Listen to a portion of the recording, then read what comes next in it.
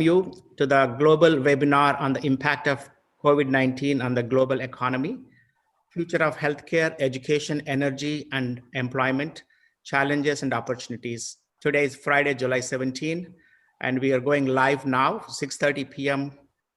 IST, 2 p.m. GMT, 3 p.m. CET, and 9 a.m. US time.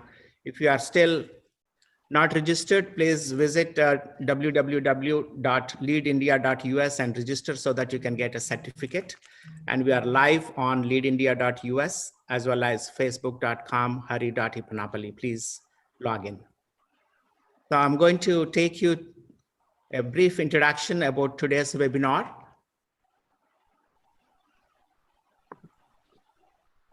On impact of COVID-19 on the global economy, future of healthcare, education, energy, and employment, the challenges and opportunity. And my name is Hari Ipanapalli. I'm the chairman of the Lead India Foundation.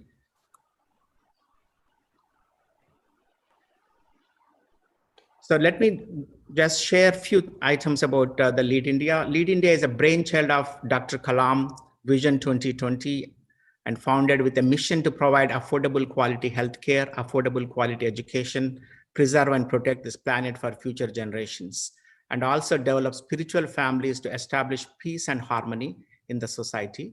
Lead India also conducts value-based leadership training programs to transform youth into responsible citizens and engage them in developing the nation. Dr. Kalam is the former president of India. He's the chief mentor for Lead India movement, and he is a great scientist and visionary. And he's well known for his contributions to the space technology, the missile technology, and more than that, he was the People's President of India, and he was the 11th President of India.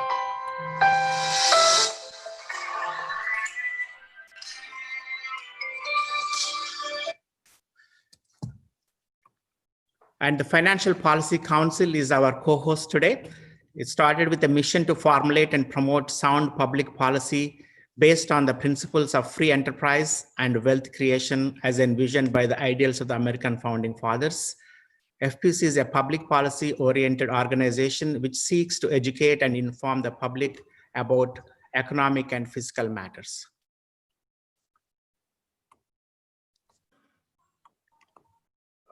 One second.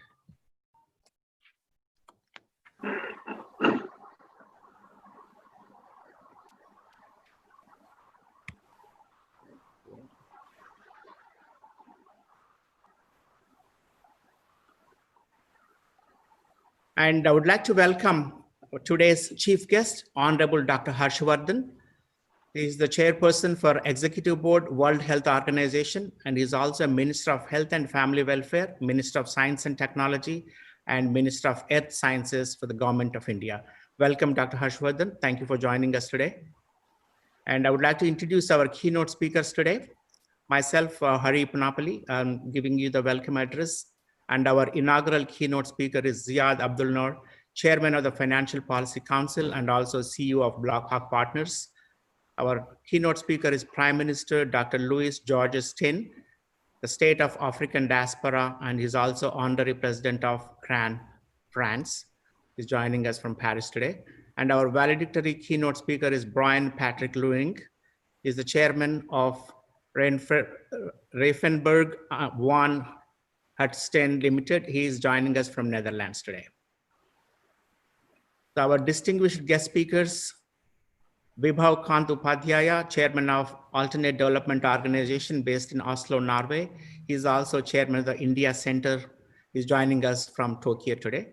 Professor Manuel Freire Garabal is the Professor of University of Santiago. He is joining us from Spain today. And we have Natalia Sokolova, co-founder and CEO of SDG World, a family office based in California. And I have Eduardo Huerto Mercado. He is joining us from Peru. He is an international consultant for the World Bank. And we have Himanshu Patel, founder and CEO of Triton Electric Vehicles and also Triton Solar. He's joining us from New Jersey, USA today. And we have our MCs, young Madhuri Gujje. She's an event manager for today's program. She has a BA in political economy, graduated from University of California, Berkeley. And I have Samir Ipanapalli, a 10th grade student from Bakersfield, California. He's the founder of successview.org. And we have Vaishnavi Chipa, a 9th grade student from Fremont, California. So we have several organizations and media partners. So we have Mana TV, TV5, who are broadcasting live today. And also we have TVAsia broadcasting live today. And we have Nava Telugu TV channel also broadcasting live today. And we have the CIC group, the Al Khalifa Business School, Alternate Development Organization, Digiton, Triton Electric Vehicles, Young Leaders of Telangana, and Environment Organization, SDG, and NRI Wala. In addition to that, we have several organizations, media partners, TVAsia, GNN, NRI Radio, GKTV, Janam Sakshi, Radio Aid, Free Press, Navateja, Voice Today, V5, Top Telugu, and BCN News. So let me just share a few thoughts about what is happening in today's impacted COVID world. So I just captured some numbers as of 4 a.m. GMT. We have the world numbers about almost 14 million people affected, close to 592,000 people succumbed to death. And just in the USA, we have 3.6 million people, 141,000 people dead. In Brazil, which is in number 2 position, over 2 million people and 76,000 people dead. India reached number 3 position.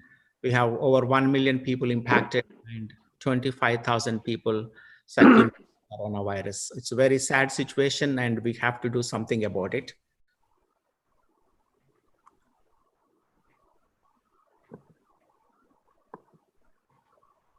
So just run through a few quick points that I summarized here. The projected cost of COVID-19 is about $82 trillion over the next 5 years. And COVID-19 will hit hardest cities of developing countries. 2 out of every 5 jobs lost may not come back. Inequality gap widens in the society because of this. Reduced liquidity in the marketplace and increased borrowing costs. From a technology point of view, a healthier digital lifestyle is a plus. Regulatory barriers will fall, that is also a plus.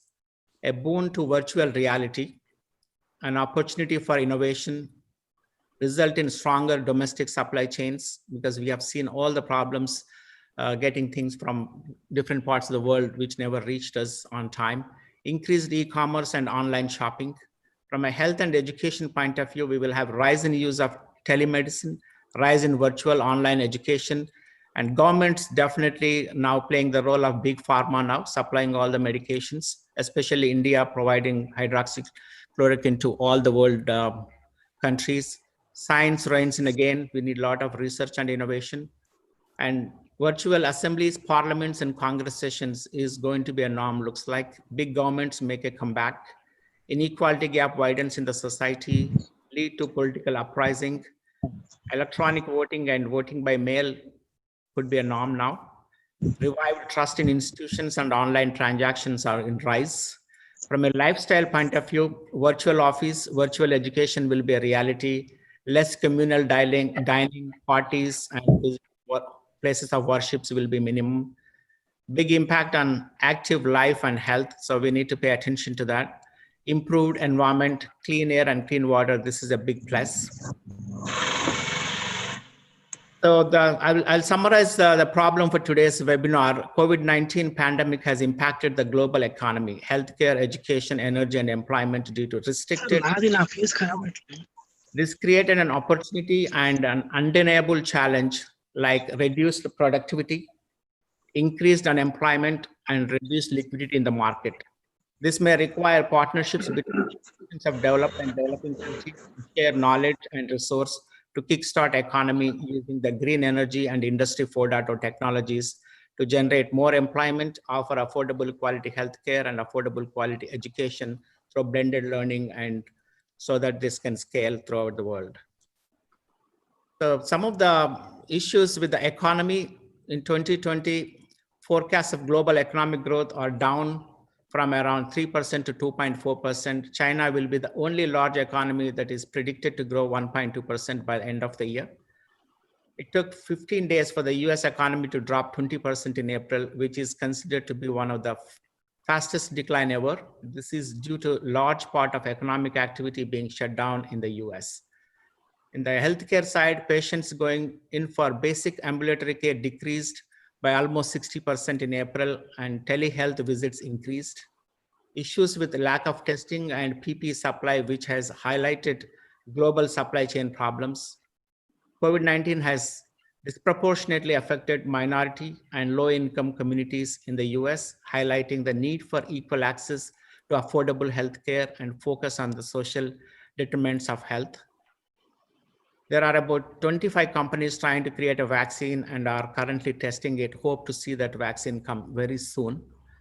And from education point of view, shift of education instruction to a completely virtual environment has created structural disadvantages and developing countries, and has jeopardized hands-on learning for students studying engineering masters, medical education.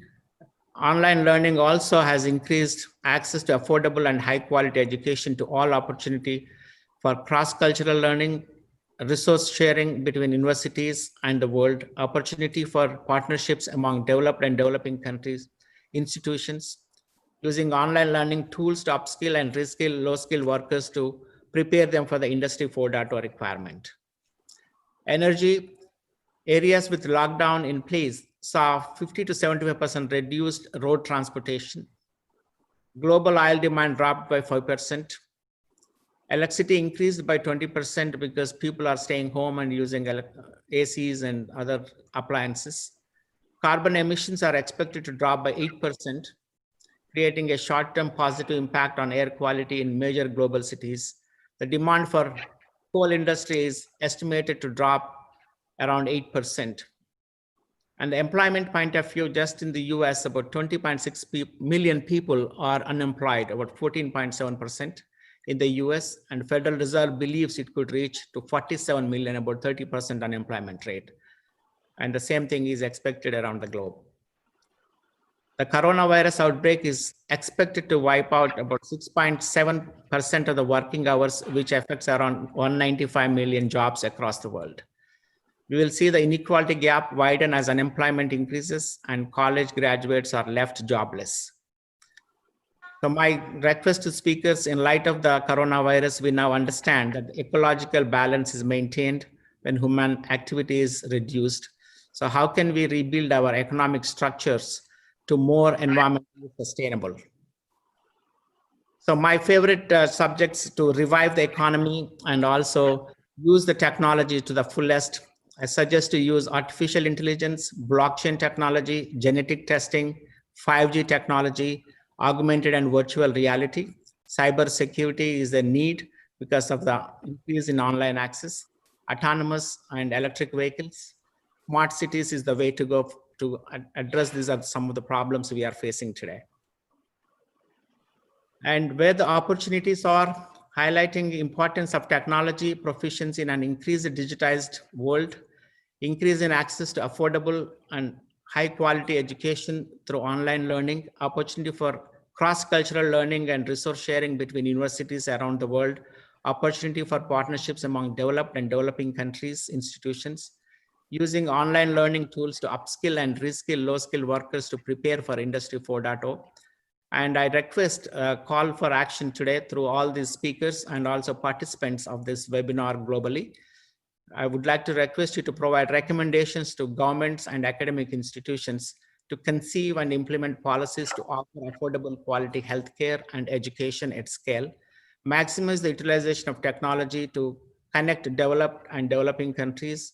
I request all the eminent speakers of this global webinar to propose solutions so that the governments can act fast in deregulating and take steps to stimulate the economy. And we will create a task force out of this webinar to draft the proceedings and submit to various governments and relevant institutions to consider and implement the recommendations. Thank you very much. And I would like to introduce now our chief guest, Dr. Harsh Vardhan.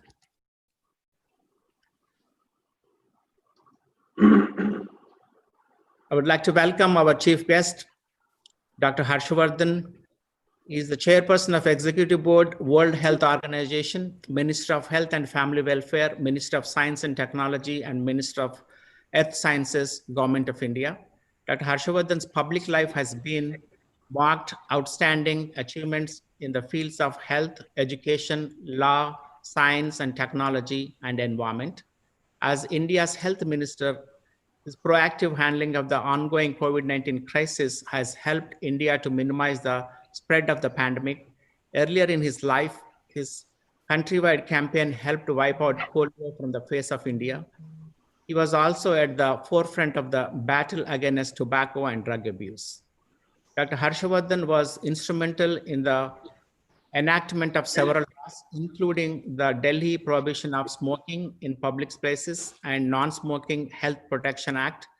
As a result, the Supreme Court of India directed all states to replicate this law. Dr. Harsha Vardhan implemented the national drug policy, which was recognized by the World Health Organization as the Delhi model.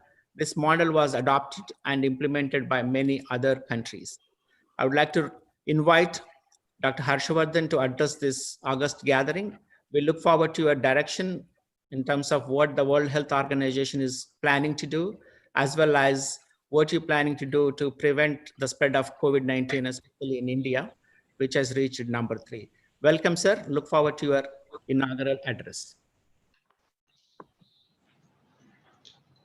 Thank you, Dr. Hari. Good evening, everybody. Good morning, good afternoon. I know I am joined by very distinguished people from all parts of the globe at this particular moment. And I would like to thank you, Dr. Hari, the chairman of the Lead India Foundation, for organizing this event today, and for also giving me the privilege of being amongst so many distinguished people all across the world.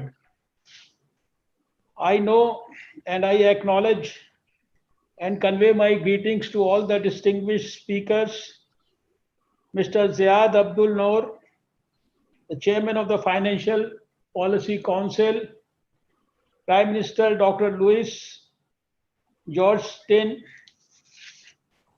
Shri Brian Patrick Leuning, Shri Vibhav Kant Upadhyay, Dr. Manuel Freire Garibal, Ms. Natalia Sokolova, Eduardo Huerta Mercado, Himanshu B. Patel, and all other distinguished people who have joined this webinar today from many parts of the world. Dr. Hari, it's a great privilege for me to be amongst all of you.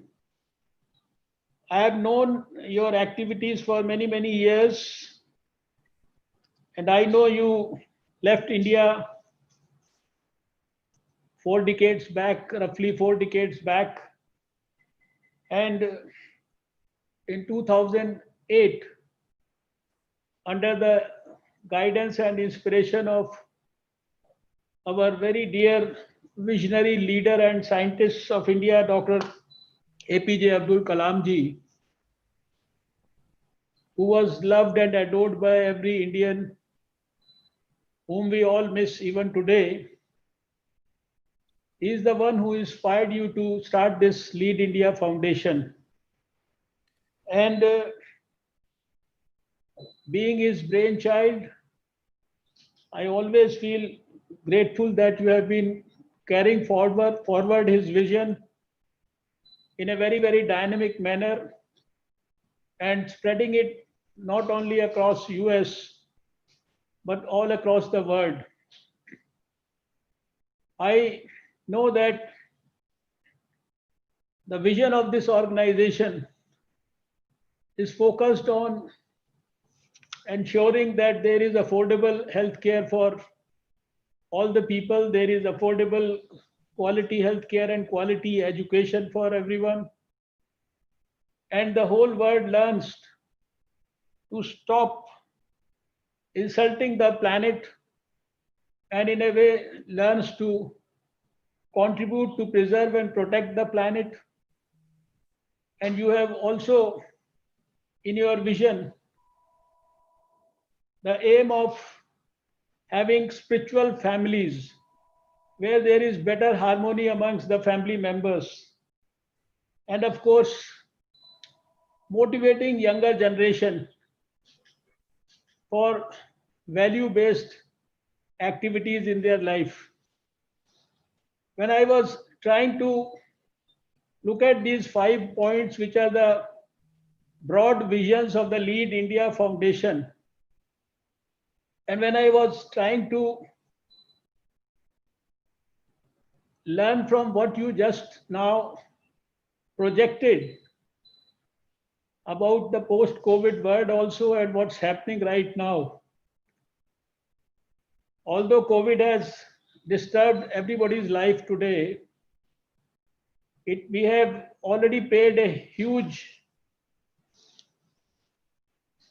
amount of cost for this huge loss. You mentioned about the lives lost and the morbidities all over the world that it has produced, and the disturbance in all sectors, including economy, that it has caused, and the debacle that it has produced for the economy. But even after that, I was just trying to analyze that somehow it has brought about a change for the whole world, which you very rightly and very nicely and in very great detail elaborated.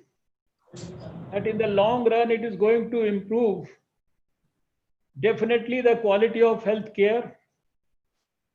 It is going to bring about a great amount of more focused and better attention on healthcare delivery systems of the whole world by the politicians and the administrators. And of course, the delivery of education will become more modern and more scientific and more cost effective and useful for the people. And we have, I think, learned from COVID that probably we need to respect nature in a much more dignified manner, with much more sincerity and commitment, much more honesty and piousness. And that's what the people have started learning. Lockdown all over the world in different forms have somehow forced people to live at home, to spend more time with their families, to take better care of their elders and their children.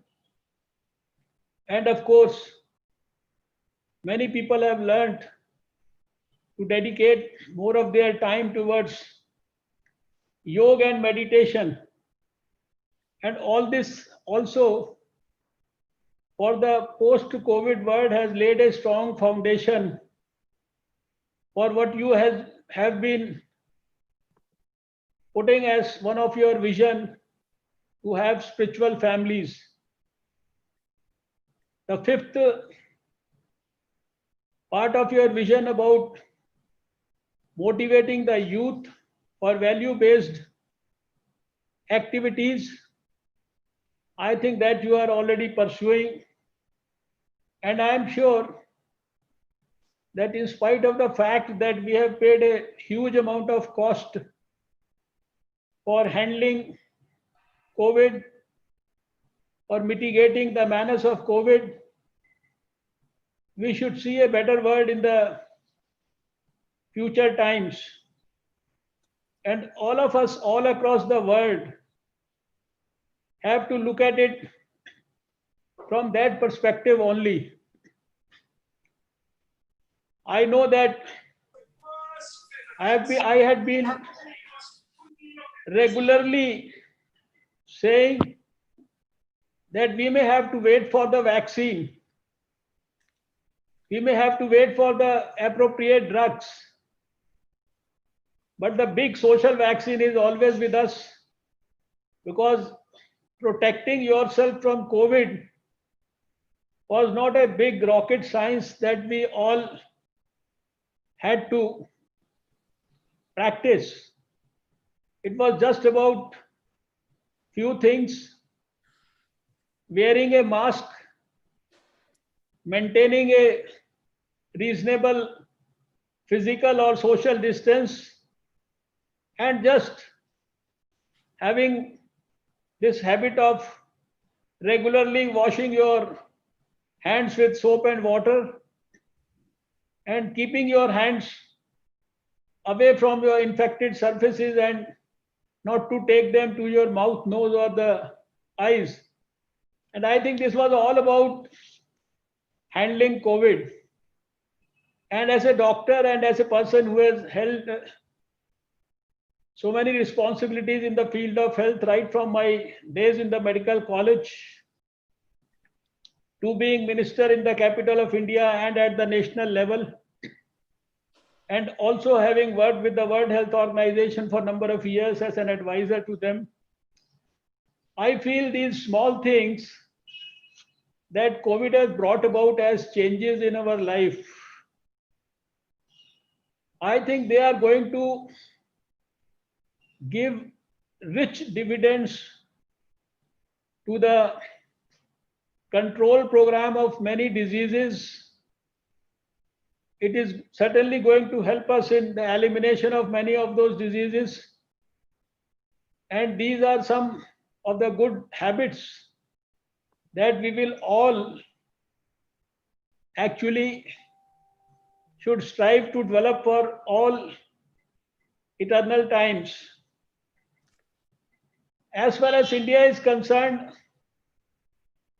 although we all feel sorry about the loss of lives, not only in India, but all across the world, but I can, through you, tell the whole world that India, being a big country with a population of 1.38 billion people right now, the whole world had apprehended a lot of troubles for India during COVID times. People in many countries and in many prestigious institutions, including US also, experts also, had predicted that by this time, when I am talking to you in the month of July, it was predicted that there may be something like 300 million cases in India, and there may be something like 5 million mortalities in India. This was all on record. But I can now tell you with great pride that under the leadership of our dynamic Prime Minister, a visionary leader, Shri Narendra Modi ji, we were probably the country where we responded first in the whole world. The whole world knows that China had informed the WHO about the cases of COVID on 7th of January. And here in my office in the Health Ministry, within less than 24 hours of that, we had organized our first meeting of the technical experts. Within a week, we had framed detailed advisories for the whole country. You know, it's a huge country with 35, 36 states and union territories, almost like small nations within our big country, and different types of systems, different types of people, different cultures. But within 7 to 10 days, the whole country had started preparing with detailed advisories. We had started point of entry surveillance at our airports, seaports, at our land borders, and must have screened millions of passengers and people at these places. We started our community surveillance very early, and at any point of time, there were a few lakh people under very active surveillance in the country. We got our first case in the country on 30th of January. But much before that, we had established everything so that we had the detailed contact tracings and whatever needed to be done to strengthen our surveillance. The very next day, the Prime Minister had constituted a group of experts under my leadership with other ministers. We must have held something like 19 meetings till now. And throughout, in the initial stages, there were big challenges. COVID being a new virus, there was challenge to train people. There was challenge for the capacity building. There was challenge to ensure that we have the highest standards and quality of surveillance in the community. We must have done a capacity building of over 4 million people within the first few weeks. And the whole world knows that we did a countrywide lockdown under the leadership of our Prime Minister, followed it with a lockdown 2, followed it with lockdown 3, followed it with lockdown 4. And then, because the economy was being disturbed, jobs were being lost, unemployment was rising, it was a very, very tall order for a country as big as ours to take care of the millions of migrant workers, to take care of their fooding, lodging.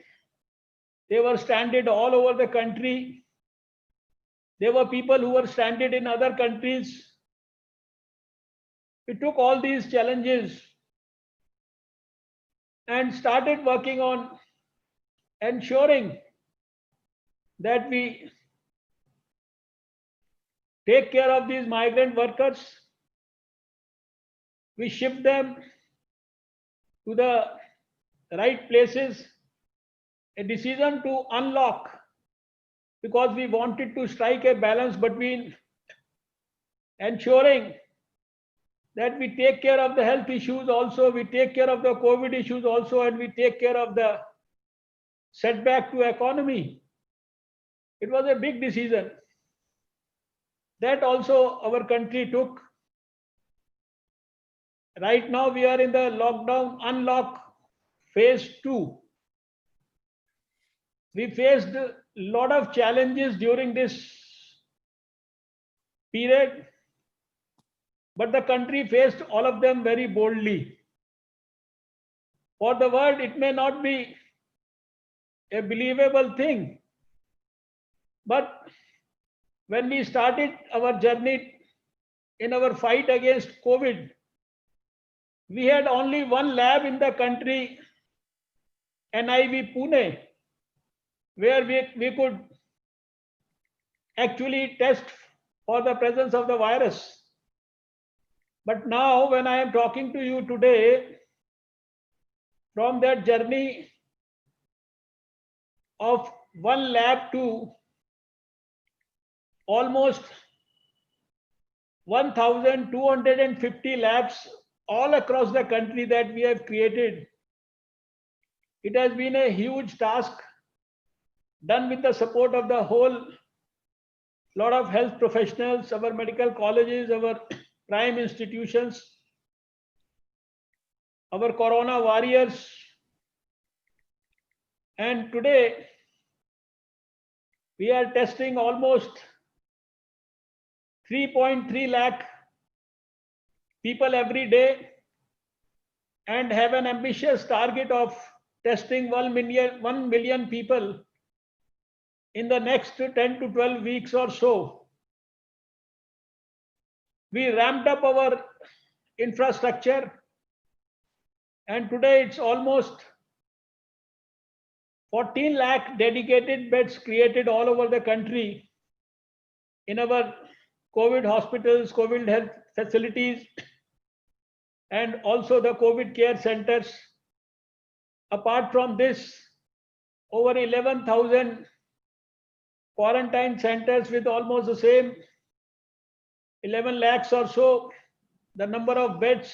It's a total 25 lakh beds created all over the country with all sorts of support systems.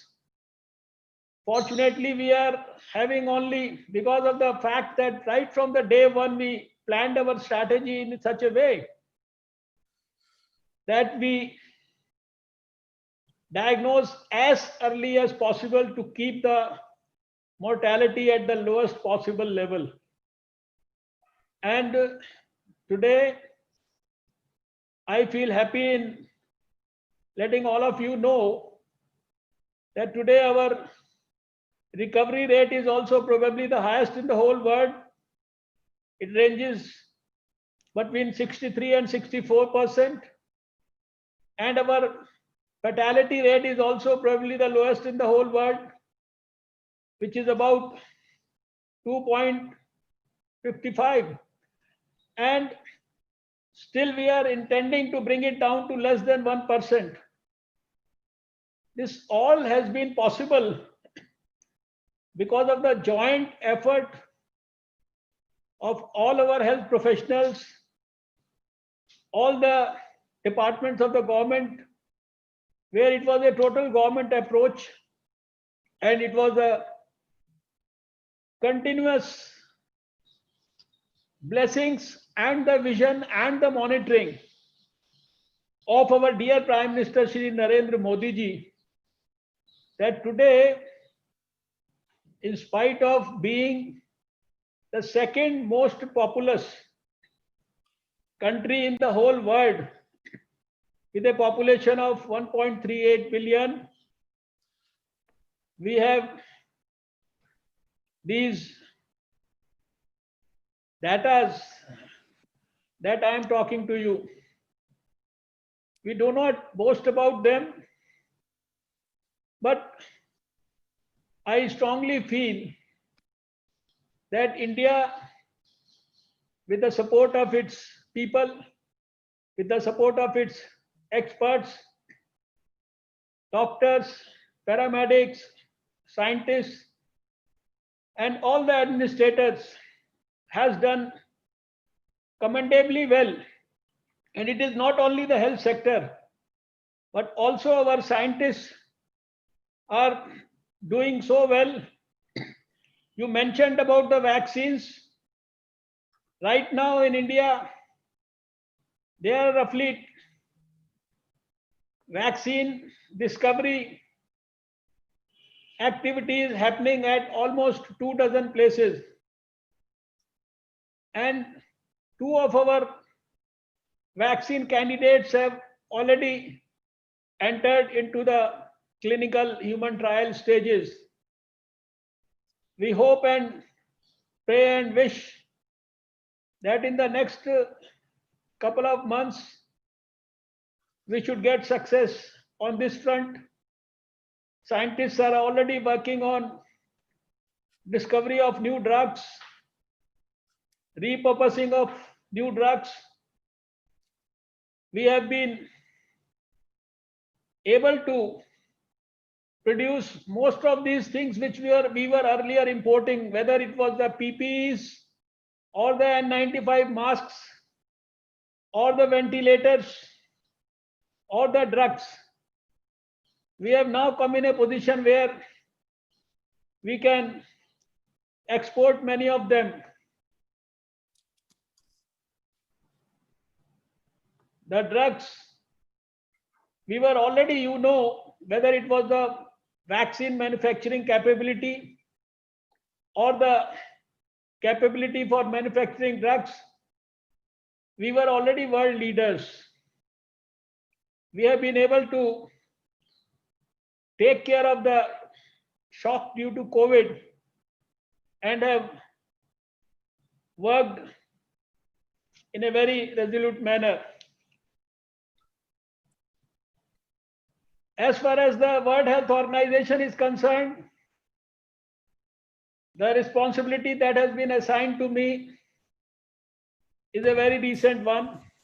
The whole world is working together for the solidarity trials, whether for the drugs or the vaccines. And finally, I would say that as I have just narrated the story of how 1.5 billion Indians bravely fought the war against pandemic, I must simultaneously narrate a braver story of a resilient India currently fighting to revive country's economy. You'll all be happy to know that a developing nation like India is seeing a quick economic upturn. Like for the rest of the world, the pandemic caused a shock for the Indian economy as well. The 4 legs on which the Indian economy had been growing have all been impacted adversely. Number 1, consumption, because of the demand shock caused by lockdown and social distancing. Number 2, manufacturing, hit by large-scale supply chain disruptions. Number 3, exports, which are on a pause mode as global consumers also pause. And lastly, the capital flows hit as the pandemic causes risk aversion and emerging markets have felt the impact of capital outflows or slowdowns in capital inflows. With all this happening and much more, which you are all very, very conversant with, projections by international agencies were that we would be at 1/5 the projected growth figures. It was then that our government, led by our Prime Minister Shri Narendra Modi ji, started working on the plan to reboot and restart the economy in as smooth a manner as possible and as quickly as possible without diluting the healthcare and pandemic surveillance and management. Today, our most important focus is on developing incentives for foreign investors. Through various policy changes, the government has managed to raise investor sentiment as well as attract the attention of foreign firms. For instance, India recently announced it is developing a land pool nearby, which is double the size of Luxembourg. Acquiring land for manufacturing has been a major holdup for foreign firms since multiple stakeholders are involved. Along with the promised land pool, certain states in India, such as Uttar Pradesh, Madhya Pradesh, Gujarat, Haryana, and Rajasthan, have introduced labor reforms, providing incentives to new companies that set up their operations in their respective states. Further, our government is working on ease of doing business reforms, especially to make registration of property easier, speedy disposal of commercial disputes, and a simpler tax regime.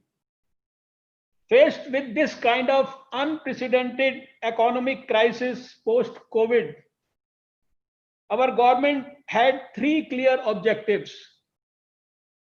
Number one, providing enough money for emergent healthcare requirements, protection so that domestic companies don't go insolvent, jobs are not lost, and also the poor and the vulnerable who are most impacted by lockdown and economic shocks get financial, food, and livelihood support.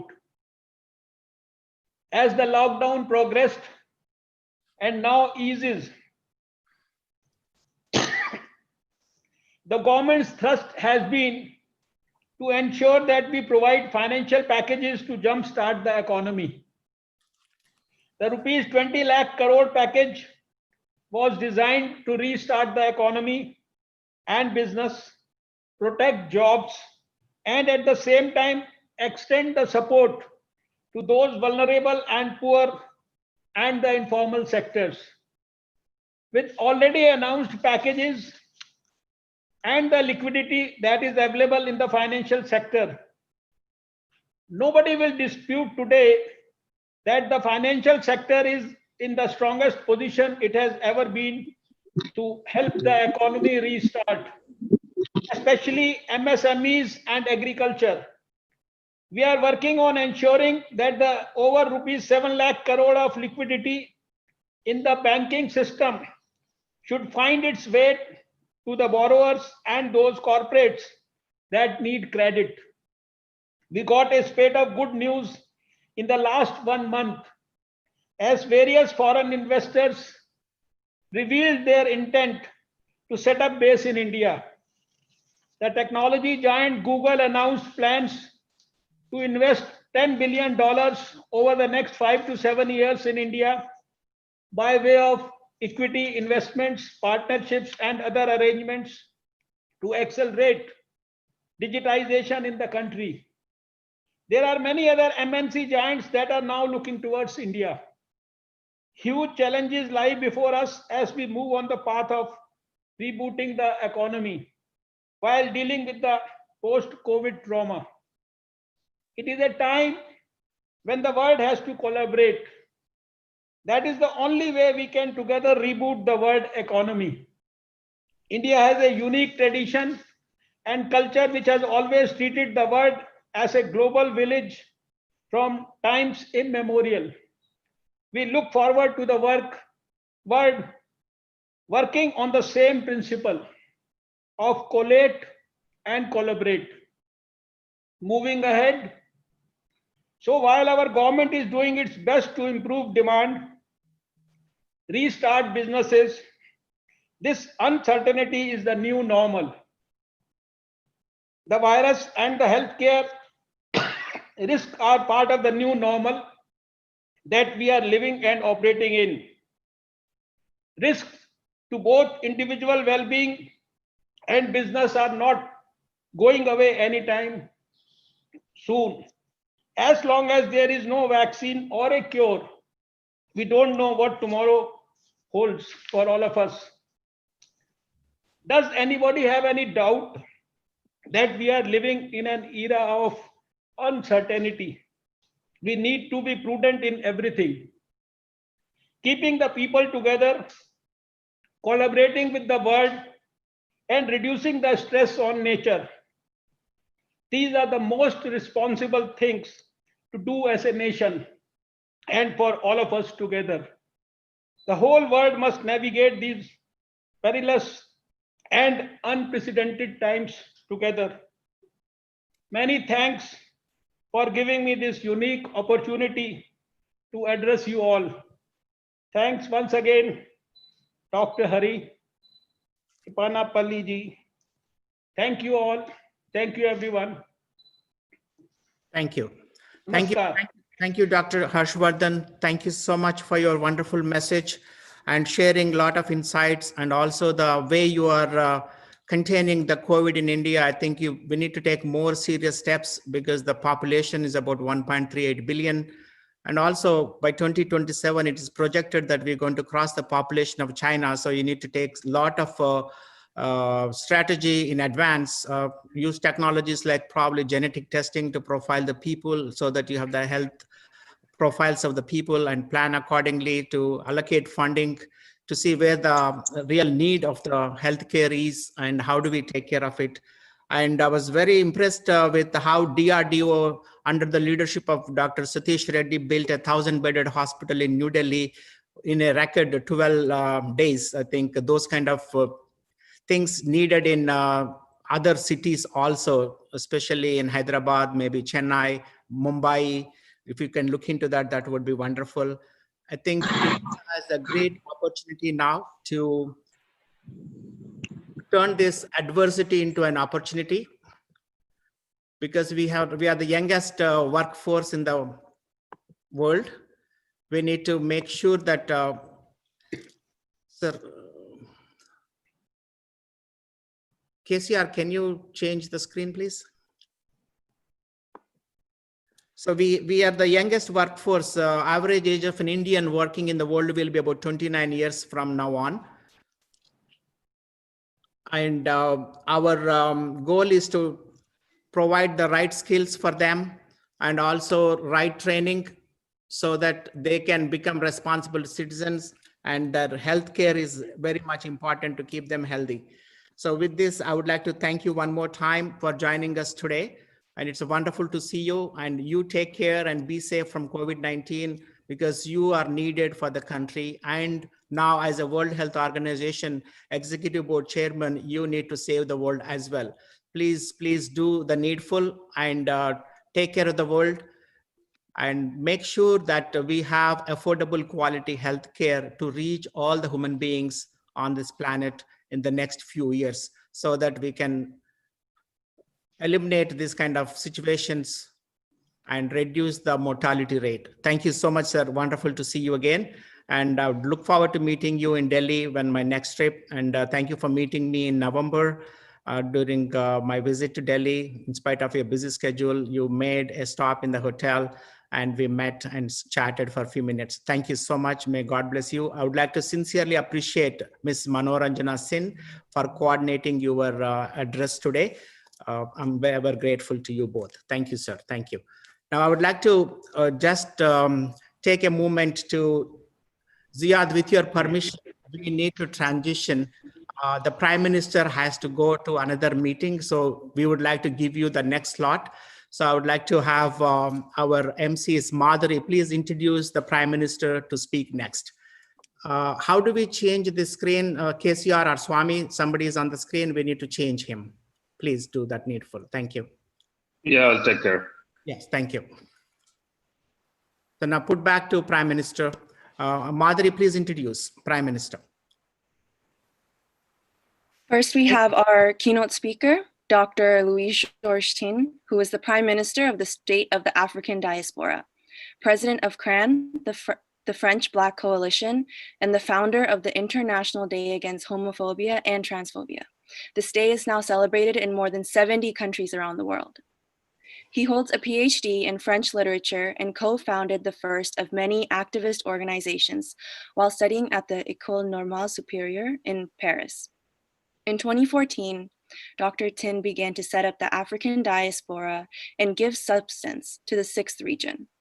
Since then, with an international team, he has formed a government and launched development projects in all areas with the support of several African authorities, such as the Pan-African Council of Traditional and Customary Authorities. Now, let's welcome Dr. Tin to deliver his keynote on the African diaspora, a resource for Africa. Thank you very much. Hello, good morning or good afternoon, everybody. It's a pleasure to be with you. And I would like to thank especially the organizers of this meeting. And I have also several friends in the room, like Mr. Kent. So welcome. Thank you, everybody. Yes, of course, we need to speak about the pandemic, the COVID-19. However, from a Pan-African perspective, we need to keep in mind that many other diseases are still going on. in the world, 33 million of people have died of AIDS. Every year, 500,000 people die of malaria. That is exactly as many as the number of people who have died so far from COVID. And I'm not saying so to say that COVID is not important. I'm just saying so that many more people, especially in Africa, suffer from other diseases. And unfortunately, we didn't take enough care of these people, and we didn't take any lessons from this situation. Had we been more careful about what's going on in the world, we would probably have been more careful about the situation. I would like to give you one example. It's very clear for whoever works in this area that a virus is not only a matter of biology, it's a social phenomenon. So the disease will not kill only some people, it will kill most of the time the poorest people, the most vulnerable people. And that is not a matter of nature. That is a matter of politics. Why did the VIH kill so many people in the world? In Europe, for example, people didn't want to take care of AIDS because they would say it's a disease for gays and black people, so we don't care. So they lost a lot of time, and when it reached to the global population, it was very late, and too late for too many. In Africa, it was the same situation, but reversely. In Africa, people would say AIDS is only a disease for gay people, that means white people, so we don't care. Of course, that was stupid, but this stupidity, this politics of stupidity, killed millions of people who were straight anyway, or black. So I think we can say, of course, the same thing. The COVID, it's very clear that the people who are most affected are some kind of people, the most vulnerable, the people who cannot afford to stay at home. They cannot afford to do that because they need to work every day. And they need to work every day out of their home, not to die of starvation. So the threat for many people in Africa or many people in the world is not the fact that they might die of COVID, it's the fact that they might die of starvation. So they need to go to work because at the end of the day, if there is no money, there is no food. So when you tell them you need to stay at home and work from your home, they will tell you, well, I am in agriculture. How can I do that? We are 7 or 8 people in the same apartment. How can we organize social distancing? So it's obvious that there is a kind of bias, a political bias or a sociological bias. When you say to people, stay at home, you mean to the rich people, you can stay at home. When you say organize social distancing, it means if you are alone in your great apartment, you can organize social distancing. But for the poor people, social distancing is almost impossible. So some solutions are still possible, but we need to adapt them to the majority of the population. And in fact, most of the time, the people who take the decisions are not the people who are affected by the situation. So if the person who decides works in an office, has a great apartment, yes, you can truly say, stay at home, work from home. That's very convenient. I work from my home. I don't mind, but my people, 65% of the population in Africa works in the fields. So we need to understand that the solution that we have identified may work for some people and not for the other people who are the majority. So we need to find other solutions, whatever they are. For example, the state of the African diaspora One of the things we are doing at the moment is to create a huge program of telemedicine, because the people, most of the time, if you tell them stay at home, then you need to bring medicine at home. So we are creating a telemedicine program. We have created a food bank initiative that is now in 15 countries in the world, from United States to Nigeria, through Panama, Italy. So the people are migrants, they are peasants, they are workers, but they need to eat. And sometimes it is an emergency. That's why we have created this initiative. Well, there are many things I could also mention.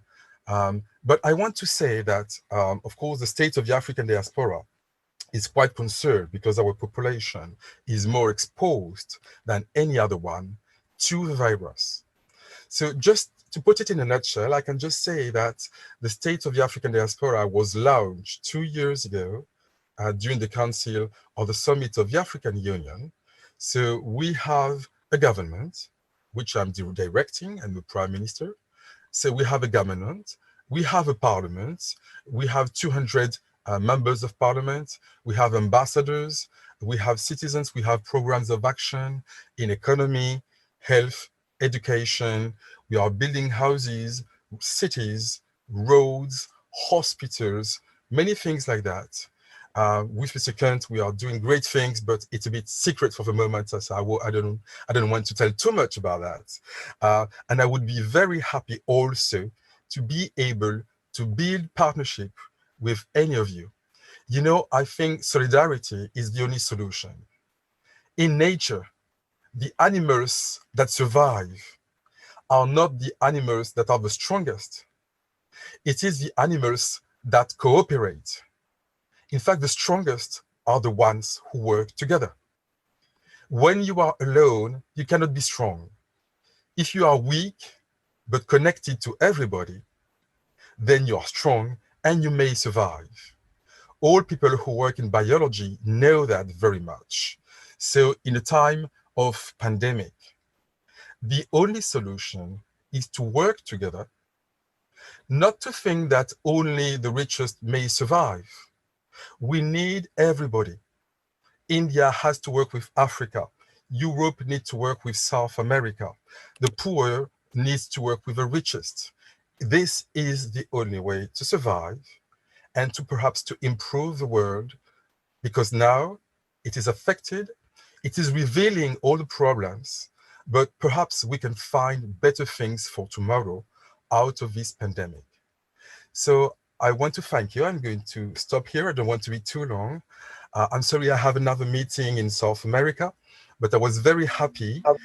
My IDs, my numbers, or my mail can also be shared with the people around the table, and I'm very open to any kind of partnership, so do not hesitate to contact me.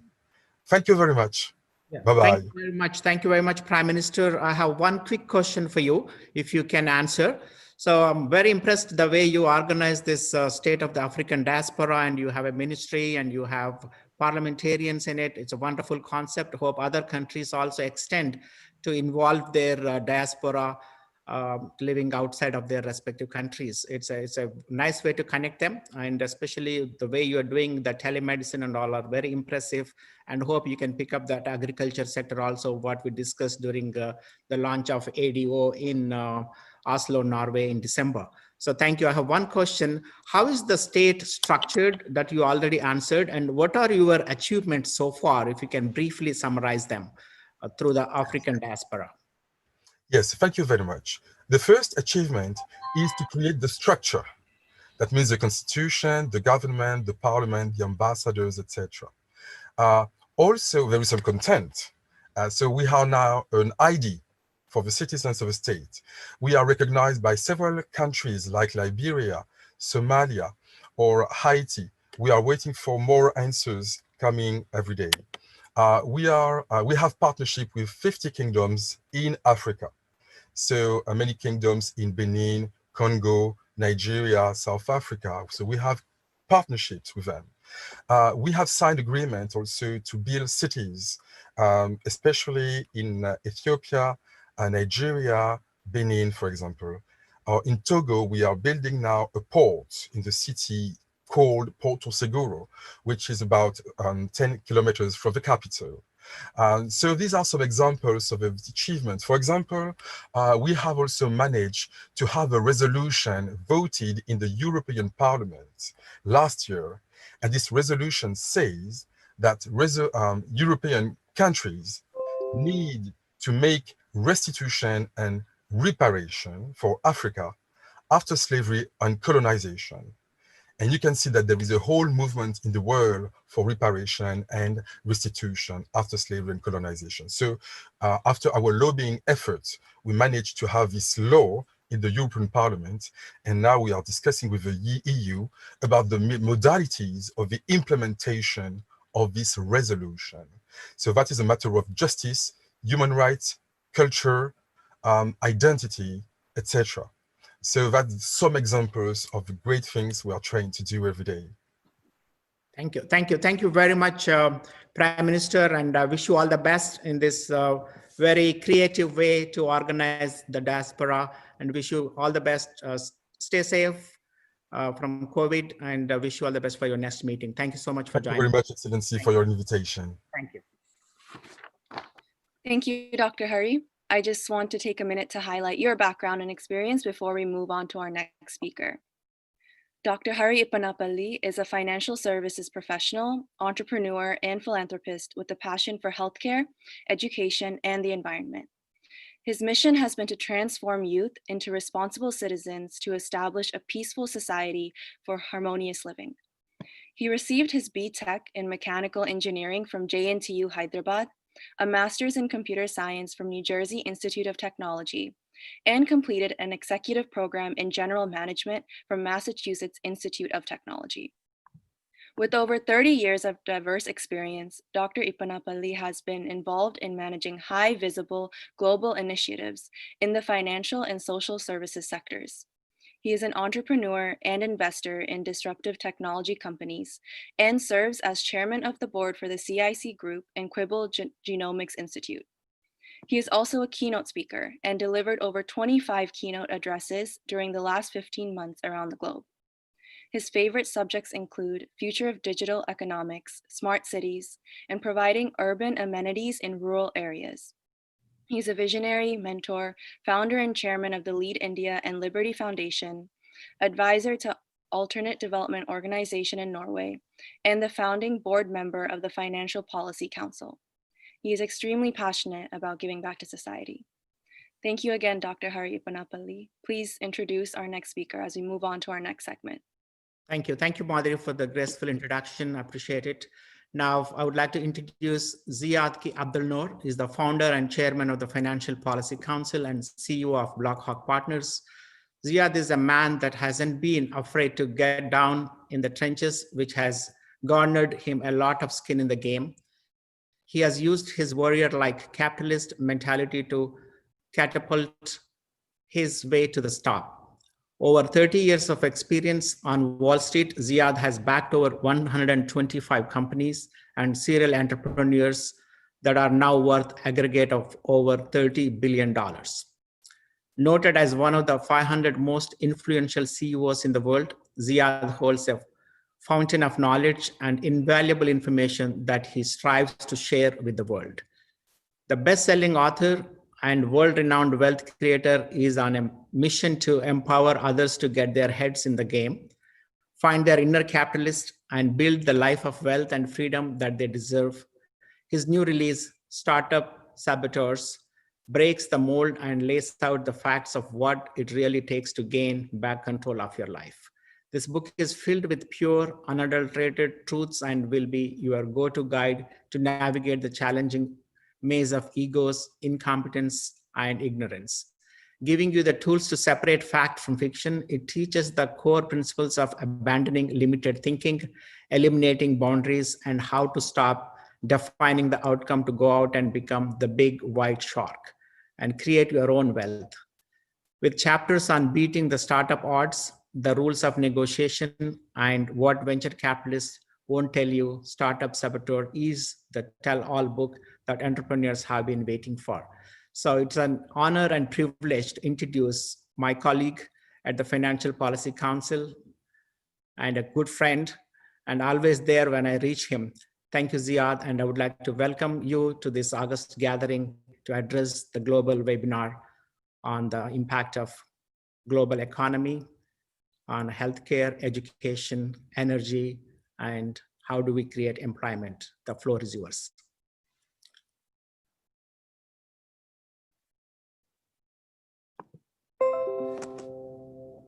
Ziad, please. You are on mute. Unmute yourself. Okay. Thank you, Harry, for the invite. It's my pleasure to be here among such a distinguished group of speakers, people. I am not very long on talk. I'm short on talk and long on action. So I'm going to tell you my straightforward opinion about what's happening today. How do you regain your life? How do you create wealth despite all odds? The numbers are very bleak, obviously. In most cases, they are factual, that's for sure.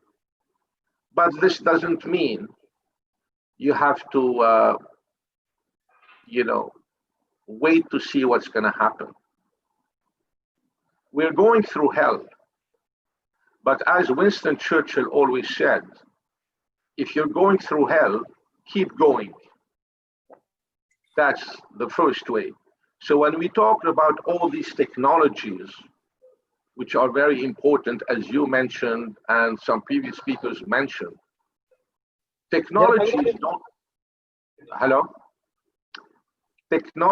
don't mean much if you don't have people executing on those technologies with the right attitude. It's a question of attitude. Success is a question of attitude despite all odds. And for the people who become really successful are the people who beat those odds, not play victims, whatever the situation is. So right now, if you look at it from a macro point of view, we are at a crossroads. Freedom versus oppression, growth versus stagnation, shutting down the economy or basically opening it up against all odds while maintaining and dealing with, while managing and dealing with the coronavirus. Capitalism versus socialism. These are all the critical choices that will determine where we are headed in this century.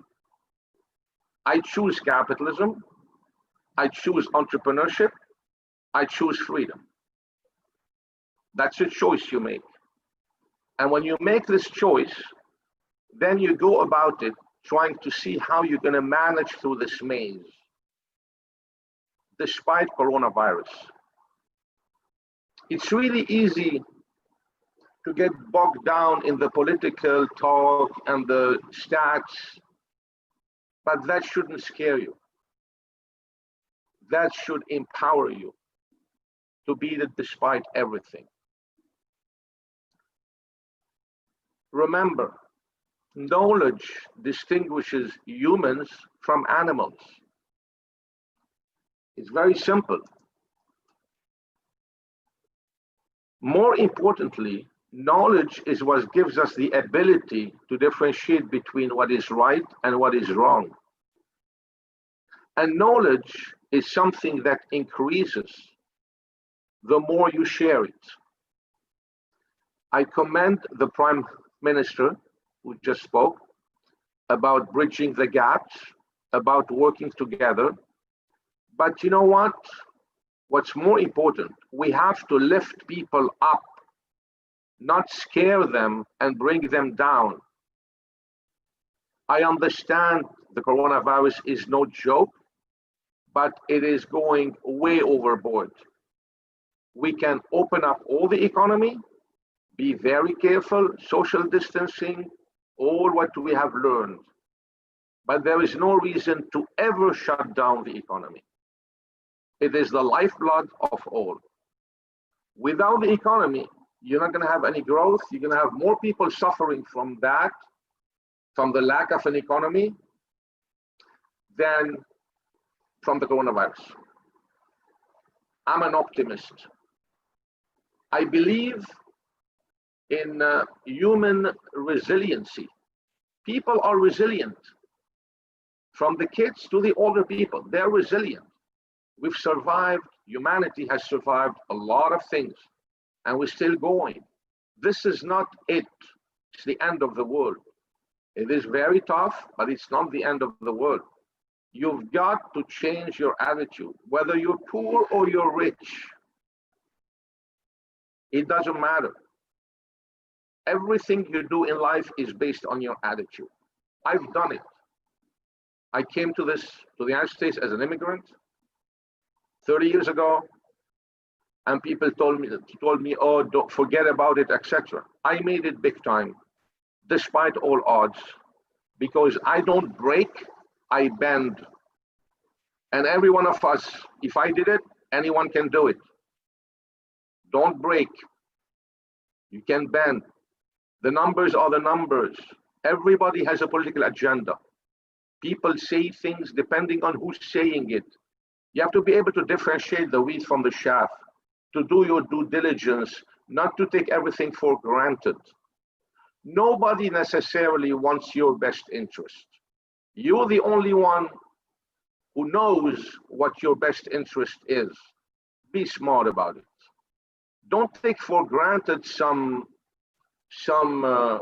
personality, this cult of the personality. Nobody is God, everybody errs. We are all human beings. Don't be fooled, be smart. This is my message. My job, my mission is to lift people up and to create as many millionaires and billionaires as possible. Now, if you're going to tell me, is it all about money? Of course it's all about money. What is it about? Fresh water? Love and fresh water? Of course it's all about money. Money is not about acquiring things. It's not about flaunting things. It's about freedom. When you have acquired enough money, you have the freedom to do and say and challenge whoever you want. You don't have to abide by your boss who's going to tell you, you cannot say this. Who the heck is he? Once you made it, you don't have to take orders from people. You give your opinion. You shape your life. You empower people. You inspire people. Money is about freedom. And you know what? Everybody wants freedom. Everybody. Anywhere in the world, any color, creed, race, religion, they all want freedom. All the wars are about freedom, subjugation. This is what money is all about. And success is about empowering people, is not controlling people. A lot of the people think they have made it to the top because they control X number of people. No, it's about empowering people. Billions of people in the world, making them think independently, look at things differently, not be swayed with what Mr. X, I'm not going to mention names, you know who they are, said or that guy said. Enough. Enough of this circus. This may not be something you expected to hear here, but that's what it is. It's all about independence, freedom, success. That's what matters for every human being. For you, your family, your loved ones, your community, your country, your tribe, everything. And you know what? We don't have to all agree on everything. If two people, in my opinion, agree on everything, one of them is not needed So the diversity of opinion, of thoughts is good, as long as it doesn't turn into violence. And there's nothing wrong in using force when dealing with violence. The world could not have stopped Adolf Hitler if they didn't use force. So, you know what, it's not like, you know, sometimes you used overwhelming force. No. You know, these are basics in life, basics for success, basics for the human being, whether coronavirus or not. Coronavirus just came in this year. It created lots of havoc, but we're going to have to deal with it. And these are the solutions. This is one of the solutions. You want solutions? The solutions is, number one, change your attitude towards dealing with it, and you'll be able to deal with it. That's pretty much what I have to say. Thank you very much.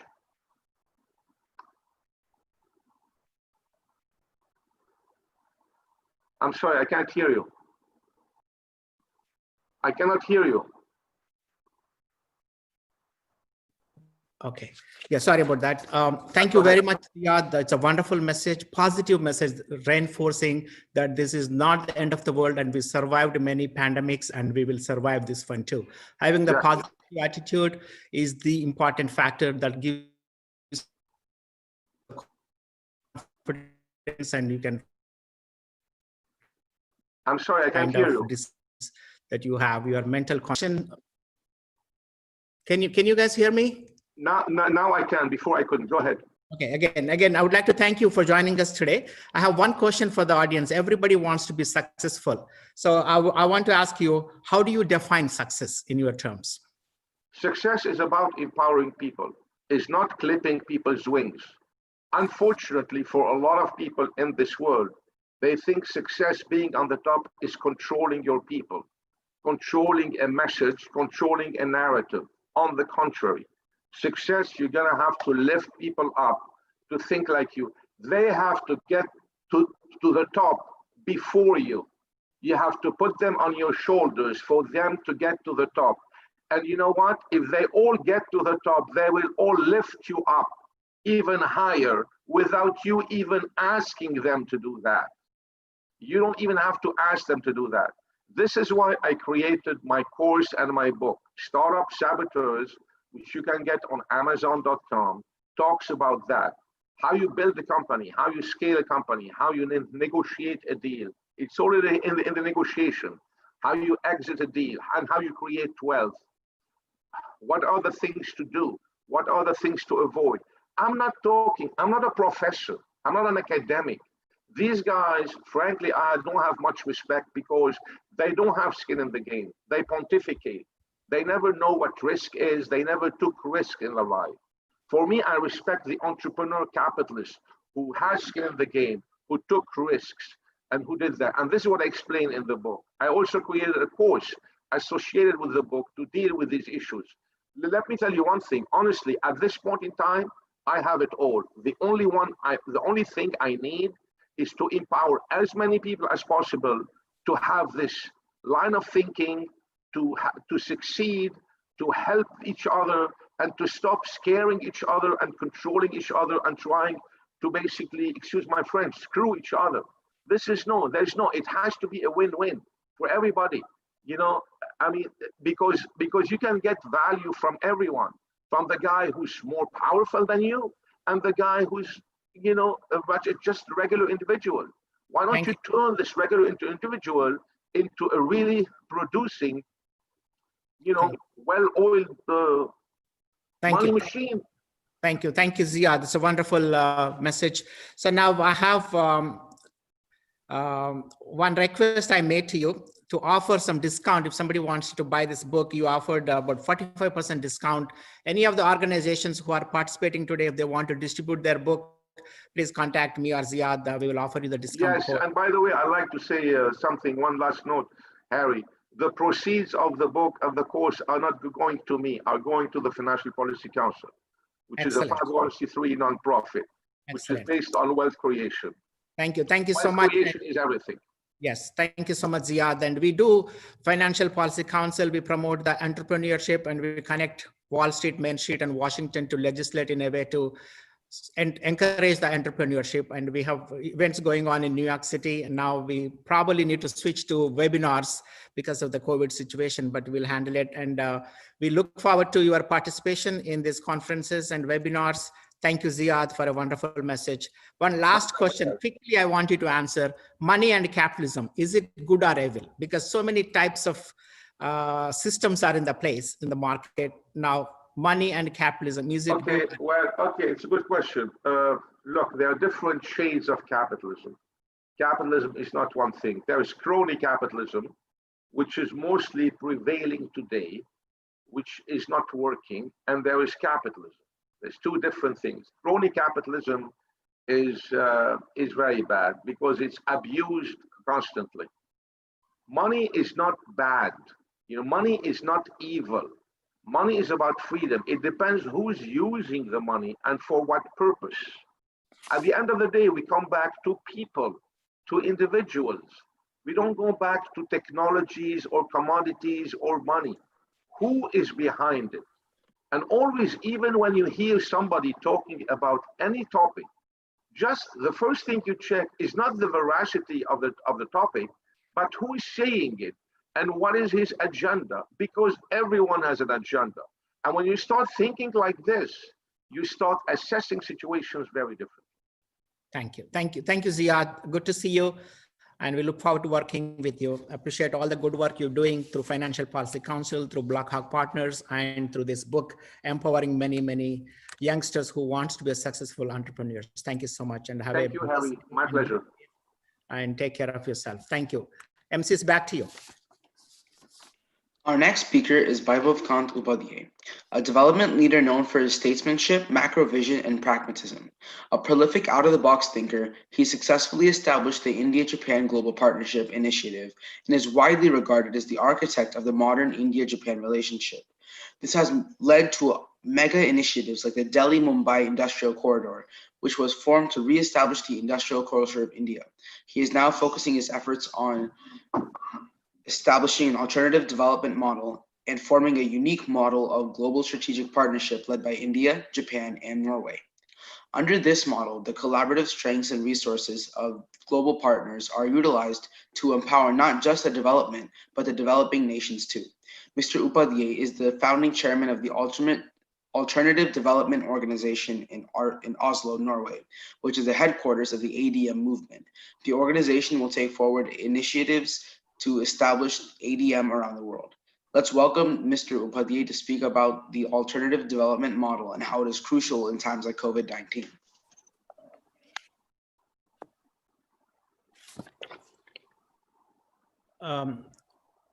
Vibhav, please unmute yourself. Unmute.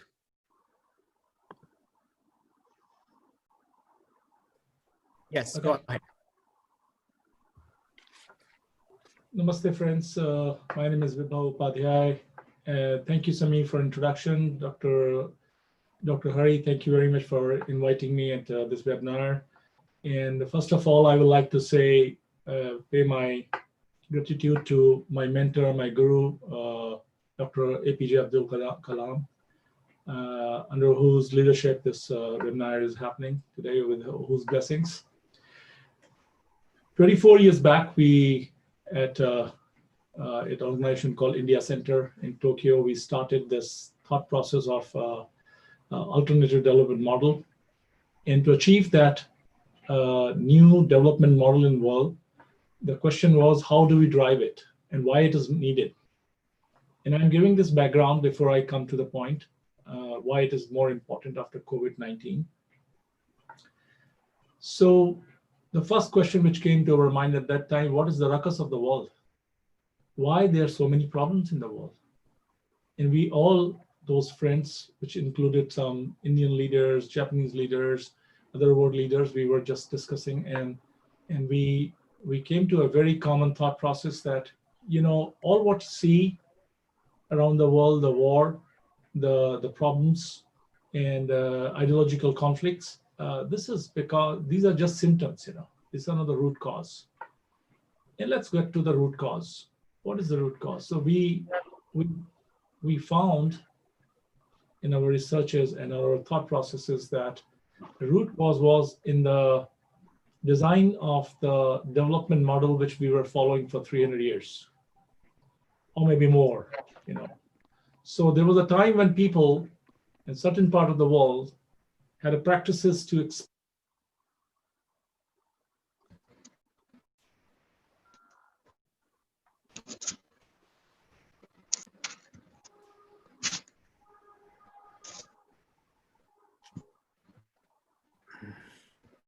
was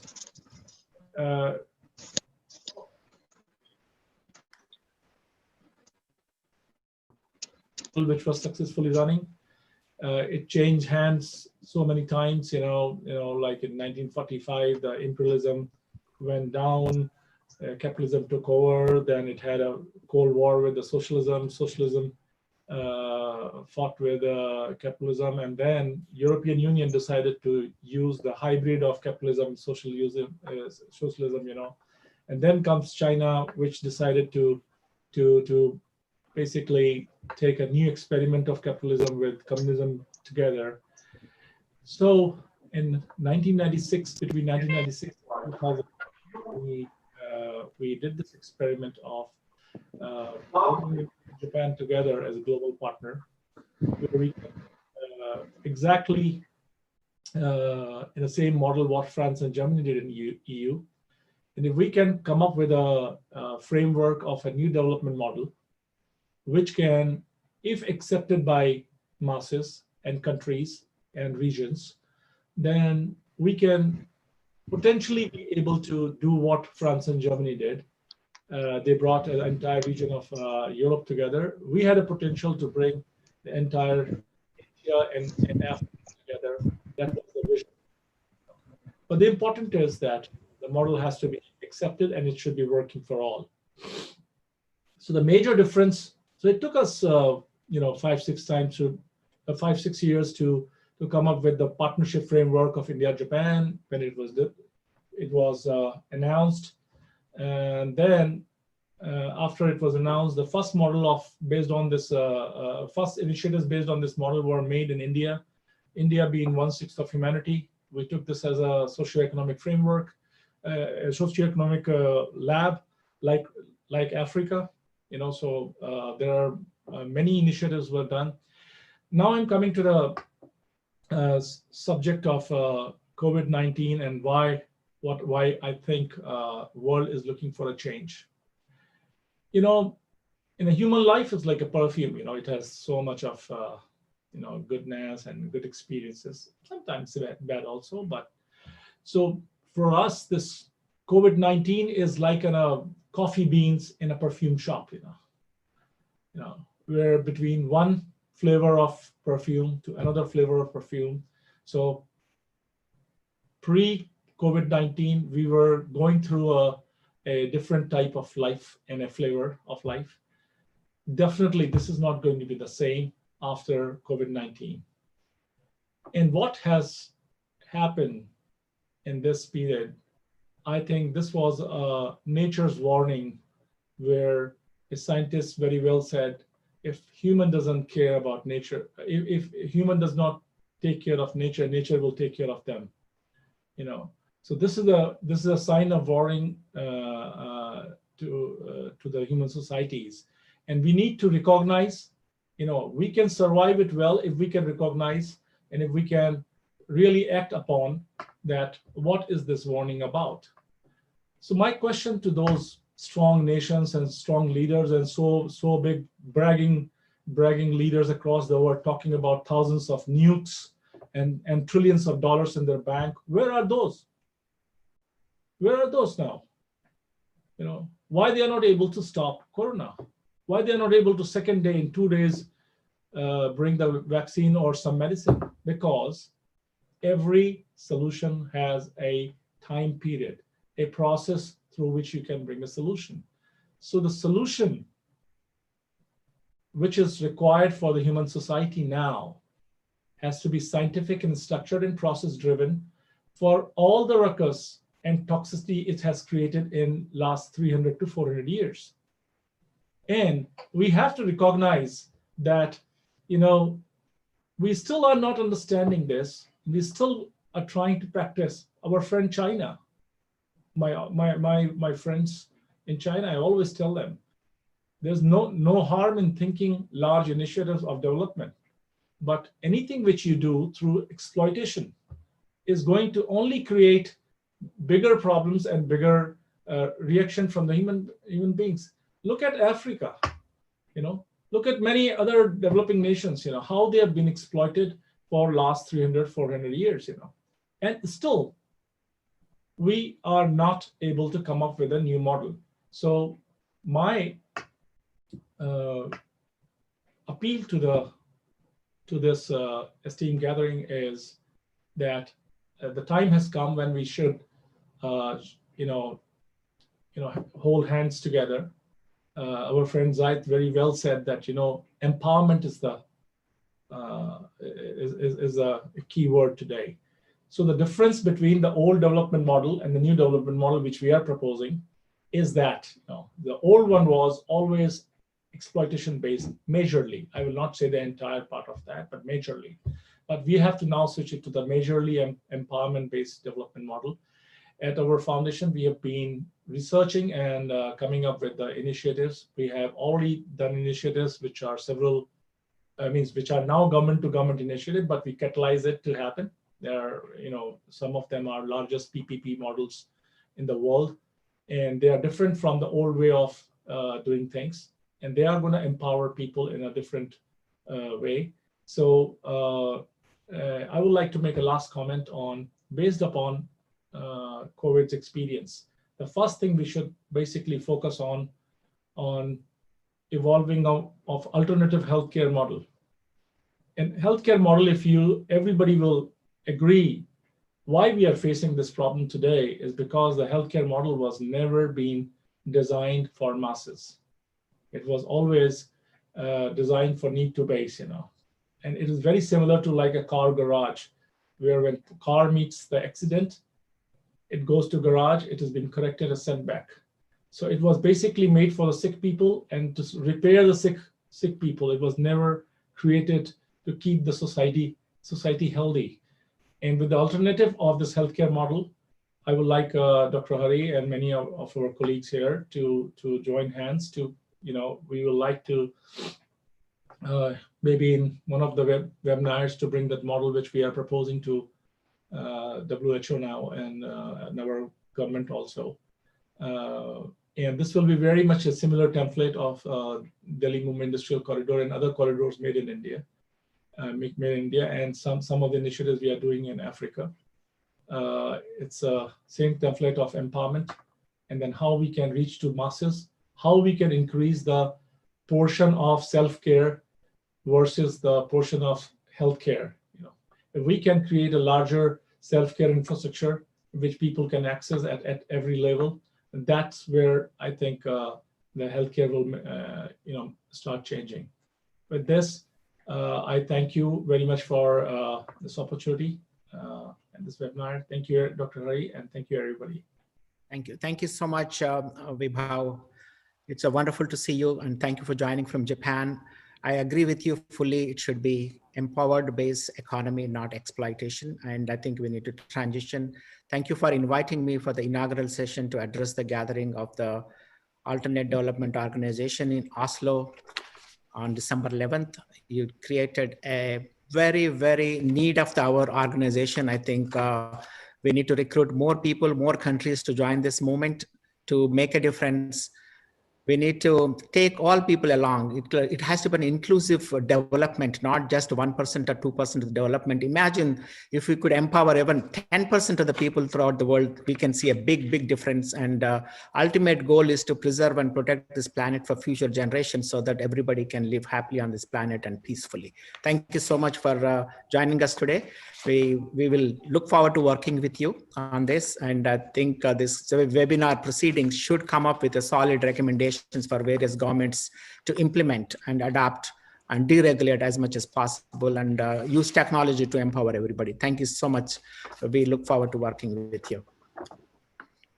Thank you. Our next speaker is Professor Manuel Freire Garabal, a professor of pharmacology at the School of Medicine at the University of Santiago de Compostela. He has a PhD in medicine and surgery and is the director of the SNL Lennart Levi Research Group, focused on the discovery of new drugs against cancer and infection, including new anti-SARS-CoV-2 compounds. He is a fellow of the Royal Society of Medicine and IBNS, has authored over 100 articles and over 20 books, and has won 20 international and national awards. He is a member of several boards of advisors of the European Union and the Spanish scientific policy bodies. He is also the founder of the Compostela Group of Universities. Let's welcome Professor Garabal to deliver his keynote on higher education in the COVID-19 era.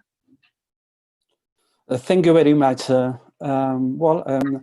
Honorable Dr. Vardhan, Minister of the Indian Government and WHO Chairman, dear Chief Guest, Dr. Hari Hanapali, dear colleagues, keynote and distinguished speakers, ladies and gentlemen.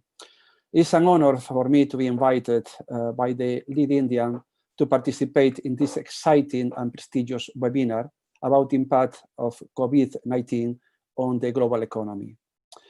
The title of my presentation is Higher Education in the COVID-19 Era. Recently, I wrote an article for a newspaper, and the title was, Is this a global virus war? Well, I made a comparison between the Second World War and the COVID-19 pandemics. Why? Because World War II was probably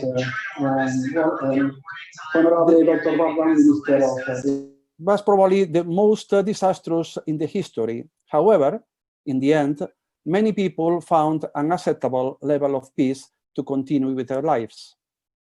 By contrast, COVID-19 has also devastating effects on a global scale, but also made us see previously invisible threats around us that can provoke unpredictable changes in our future lives. As Pliny the Elder said in the first century, in this situation, the only certainty is just uncertainty, because COVID-19 has affected the direction of international policies, including higher education. In this moment, we are challenging universities to survive without students, and students to survive without universities, at least in the way we previously knew.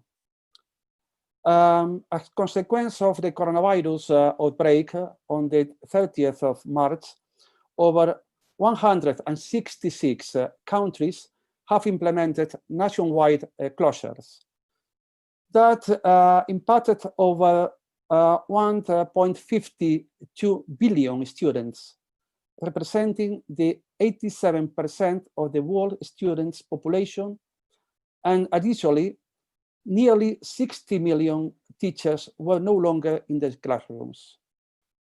So this is really a high impact that was not found in any previous global war.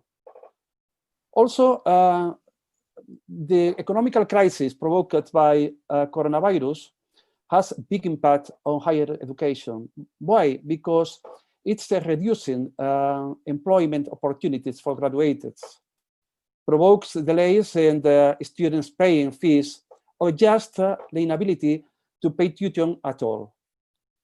Governments have also difficulties in funding institutions, at least to the desired level, and even more importantly, students are changing their preferences and expectations on education. For example, a study made about McKinsey in the United States show that 15% of United States students are likely to defer by at least the first semesters of the next academic course. 45% are very likely to look for a different school, and about 83% expect a tuition discount if the campus is closed in 2021. So this is a crisis, but we consider this is not a short-term crisis, because we can't expect three different epidemiological and public health scenarios depending on the pandemic control. In the first one, if in the case the virus is contained in the next months, 2-3 months, we can predict a vital drop in the first year undergraduate enrollment. In the United States, about 15%. Will have a 5% drop in their budgets. That represents $7 billion in revenues at the sector. And in the case the enrollment falls to the 20%, the amount will be $19 billion.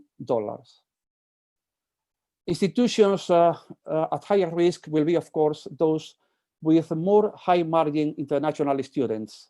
For example, United Kingdom, international cancellations will represent at least 11 billion pounds losses for the next academic course. Pandemic also is affecting emerging economies that offer cost-effective education options to many students from low-income countries. So the problem is being really global. In the worst scenarios, in the case virus recurs in the next months or there is a pandemic escalation, most schools will be exclusively online since 2020. In that case, first-year students will lack of an on-campus orientation, travel will be minimal, and the crowded events will not occur in 2021. And probably an essential share of the class of 2021 will not graduate. In the case of a pandemic escalation scenario, the percentage of higher education institutions in the United States suffering more than a 5% budgetary shortfalls will be the 50%. And well, this is really a dramatic situation we have to manage. And how we can do it? Well, decisions will affect education methodology, students' experience, and organization levels. Teaching methodology will change to specific protocols based on innovation. One of them, I have been attending many webinars, and last one of this group mentioned it, is hybrid learning, which replaces part of the physical communication between the students and instructors by the online connection. Unlike other concepts like blended or flipped education, students are not merely watching a lecture.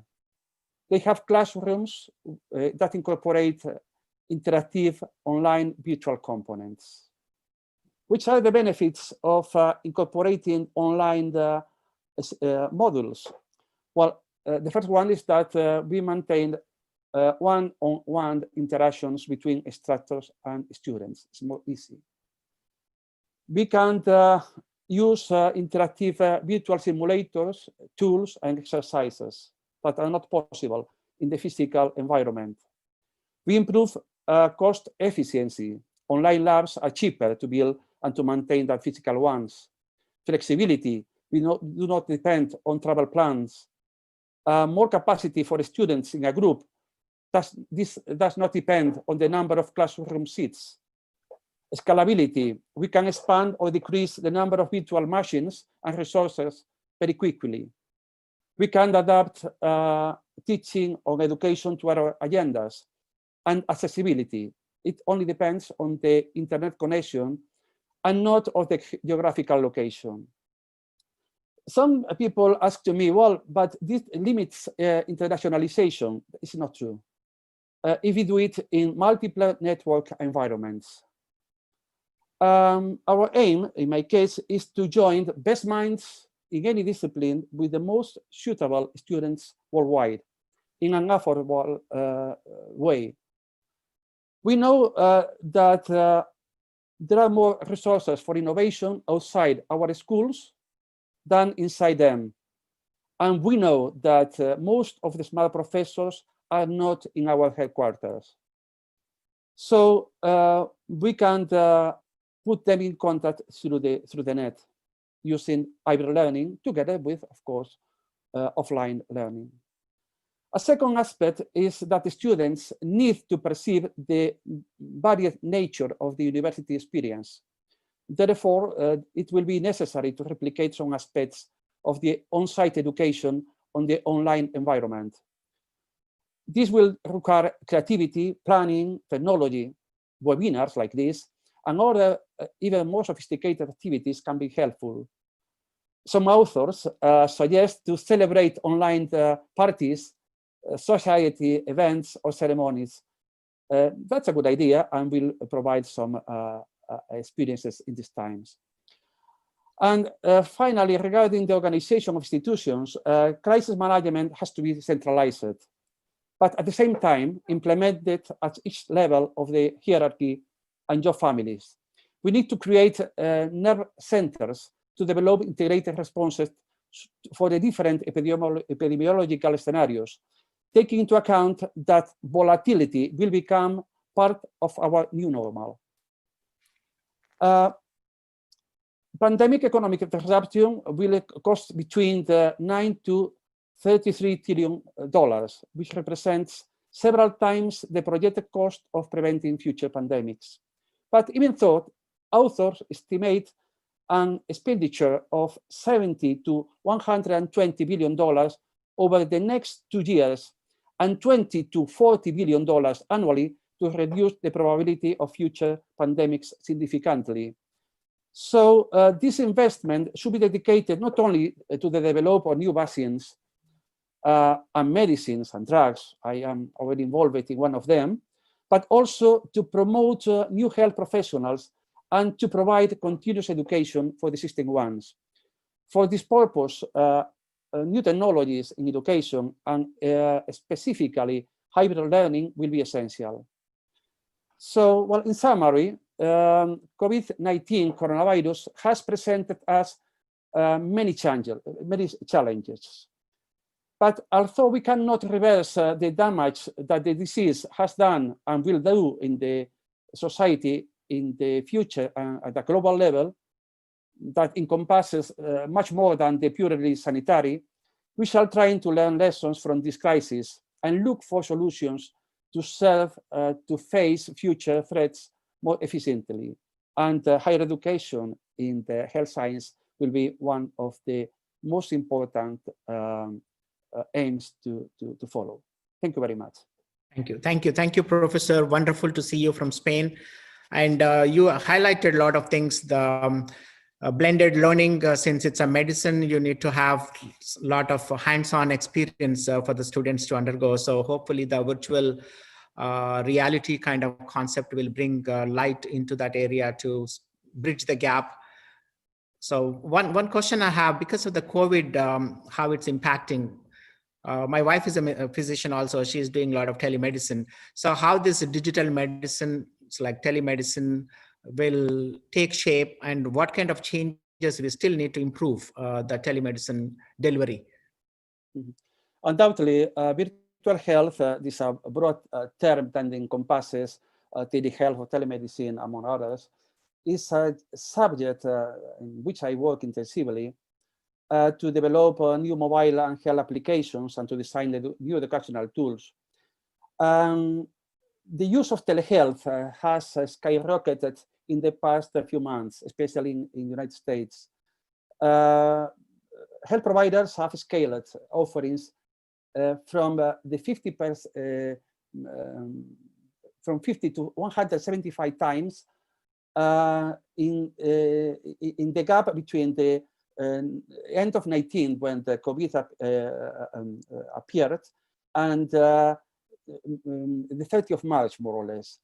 And telemedicine in this moment has substituted between the 11% at the end of 2019 to the 40% in the months we have spent in 2020. So, well, the isolation caused by COVID-19 made patients and healthcare professionals to use this tool, but they realize that this is they have advantages on their daily life. So I am sure this will be a good starting point for new developments in this area and in these specialties. So thank you. Thank you so much, Professor. Wonderful. We look forward to working with you, and we need your help in drafting these proceedings as well for the webinar so that the recommendations can be shared with the World Health Organization and other countries and institutions who are interested. Thank you so much. So Vibhav, I would like to bring you back one more time, because you also mentioned about developing an alternate healthcare system through Alternate Development Organization. So can you share some of your thoughts on that, where you plan to implement through Alternate Development Organization, if you can? Yes, of course. Well, I am involved in a project. I'm asking this question to Vibhav. Thank you very much. Vibhav, come back, please. Thank you, Dr. Hari. So, Dr. Hari, currently we have the roadmap, the blueprint ready.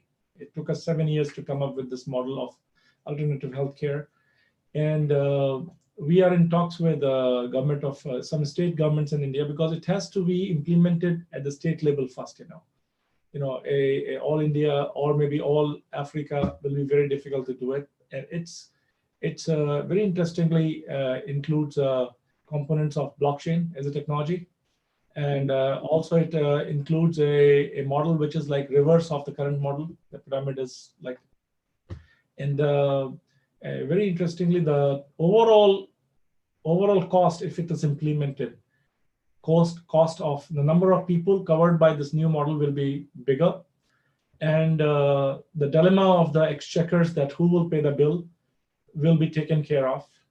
And also it will basically make the nations asset light. That means they don't have to make tens of thousands of hospitals because as a symbol of healthcare. It will be a healthcare in a real sense, where it will be incorporated in terms of infrastructure of self-care, and more on knowledge based, and more on so prevention.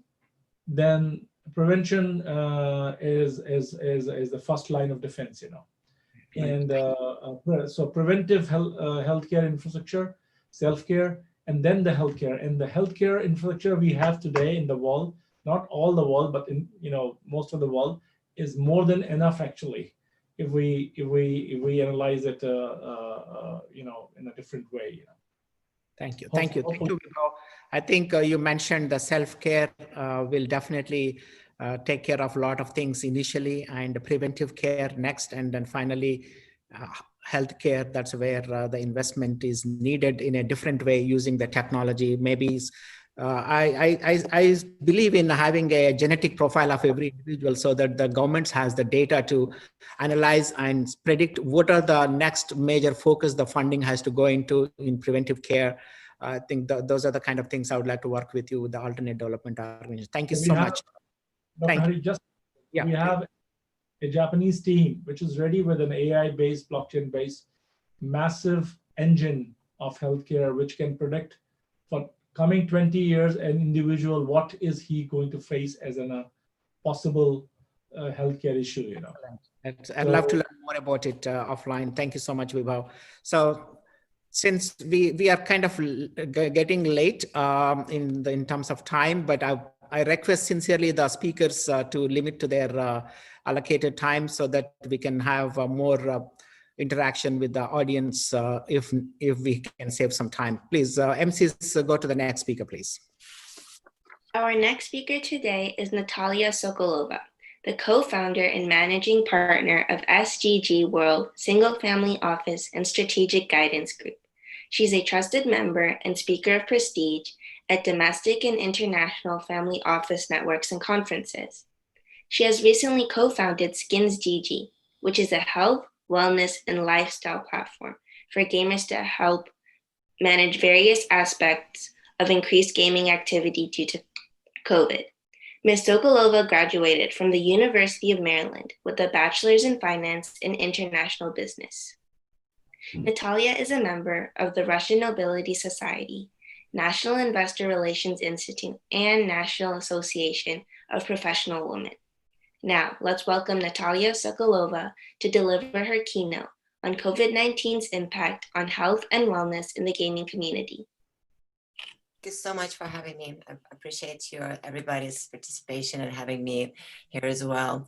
Absolutely, COVID-19 has absolutely changed the way people live, how the companies operate their businesses. As a member of a single family office and a member of many family offices organization, it's very clear right now that a lot of families are looking for more non-traditional investments and charitable activities that are strategically aligned with the impact of COVID-19. Family offices, usual way of conducting business, is very personal, intimate, and face-to-face. That's all changed now, and now they're forced to adapt to a very digital way of communicating. One industry that we're devoting more and more time right now, which is up very drastically since the quarantine started, is the gaming industry. Since March 2020, online gaming has increased more than 75% according to Verizon. With education, meeting, conferences moving online, the gaming industry is more important now than ever.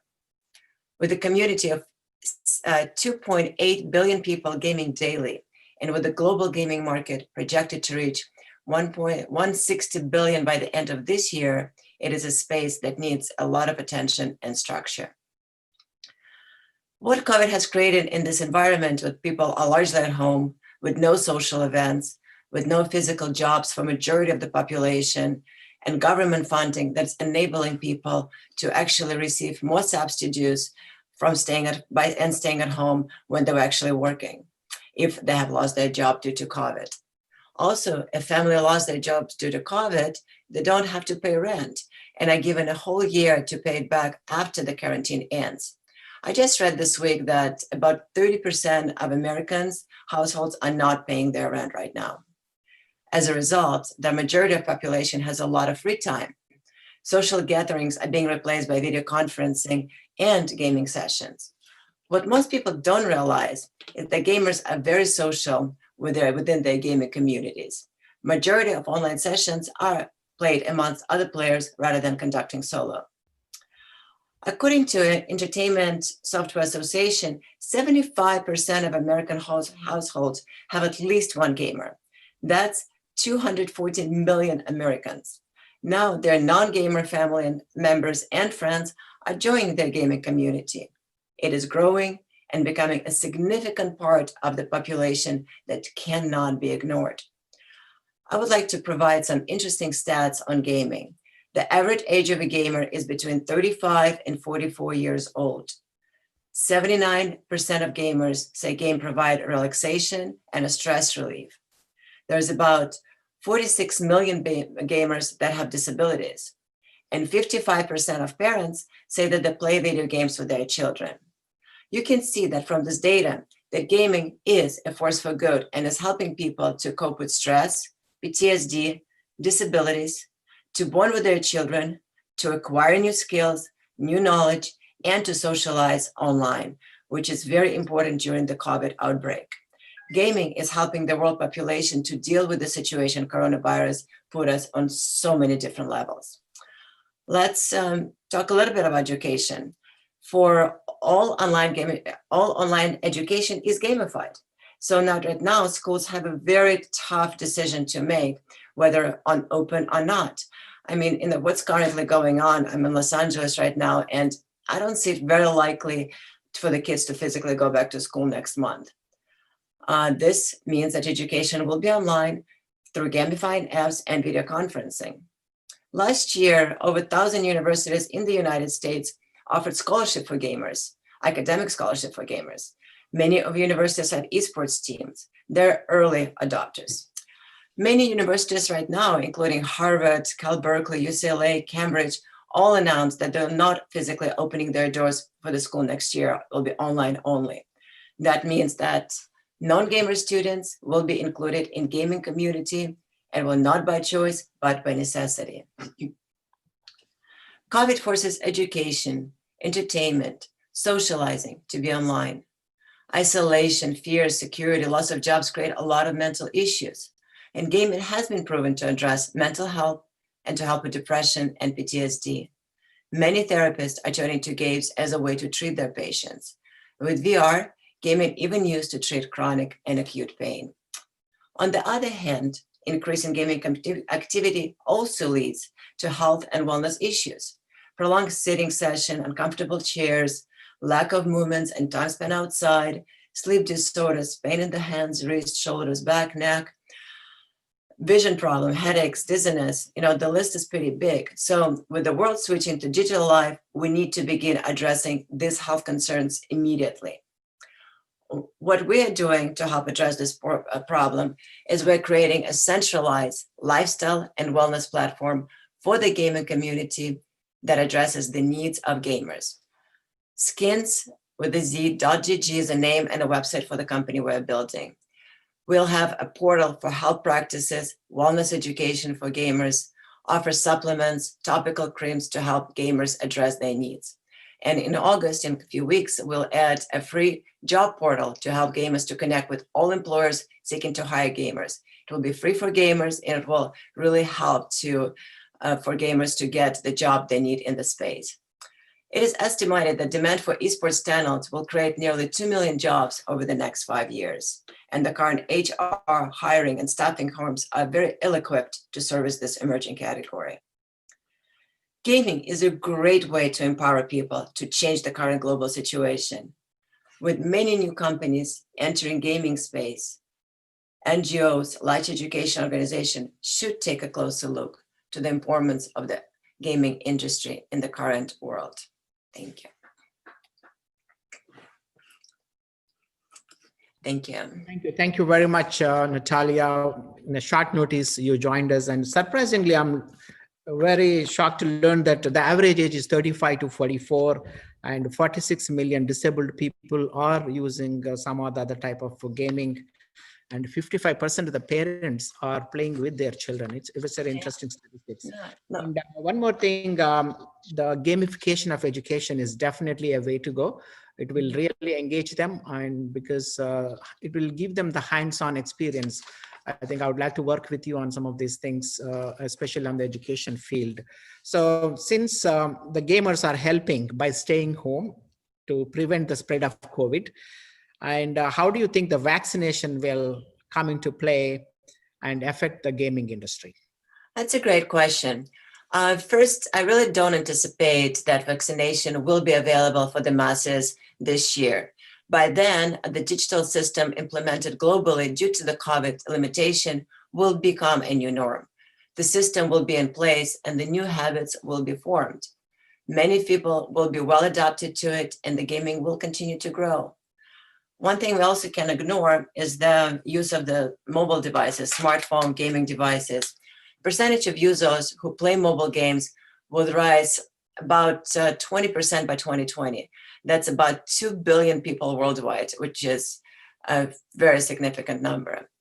Additionally, like I just mentioned, being a gamer is a proxy to ultimate sheltering is in a place. It keeps people entertained, they're not bored, they're not seeking physical form of socializing. And plus, we see such things in Fortnite concert. The variety of entertainment options that can be initiated with this larger gaming platforms are absolutely only limited by your imagination. Thank you. Thank you so much. And I wish you all the best in your Skinsy business. We look forward to seeing you again. Thank you so much. Thank you very much. MCs, introduce the next speaker, please. Our next speaker is Mr. Eduardo Huerta Mercado, an international consultant, business executive, and entrepreneur with more than 200 projects developed in 25 countries in America, Europe, and Asia. He specializes in strategy, innovation, and entrepreneurship, knowledge management, public governance, and digital transformation. He has a master's in industrial engineering and operations research, a management of technology from the University of California at Berkeley, an executive master's in business administration from Purdue University, and completed the executive program in general management from Massachusetts Institute of Technology. He is the director at several consulting and technology firms in Latin America and in the US. And he's also an international consultant at the World Bank and the Inter-American Development Bank.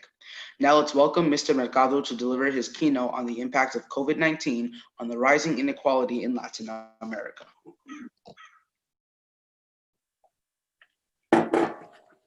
Okay, thanks a lot. It's a pleasure and an honor to participate in this very relevant event with such distinguished speakers.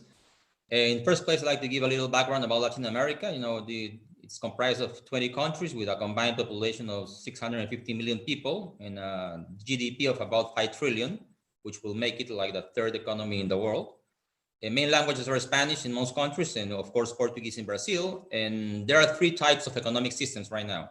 There are open economies that pursue capitalist free trade model like Peru, Colombia, Mexico, Chile. Mixed economies that follow socialist policies like Brazil and Argentina, and closed economies that follow Marxist policies like Cuba and Venezuela. To note, Latin America is the region with the highest levels of income inequality in the world.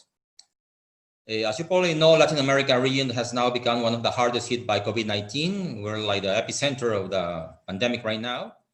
And at the beginning of the pandemic, like all over the world, countries faced two options: either prioritize health by imposing strict lockdowns or to lower the number of deaths, or focus on the economy and use less strict social distances measures to ease the economic shock.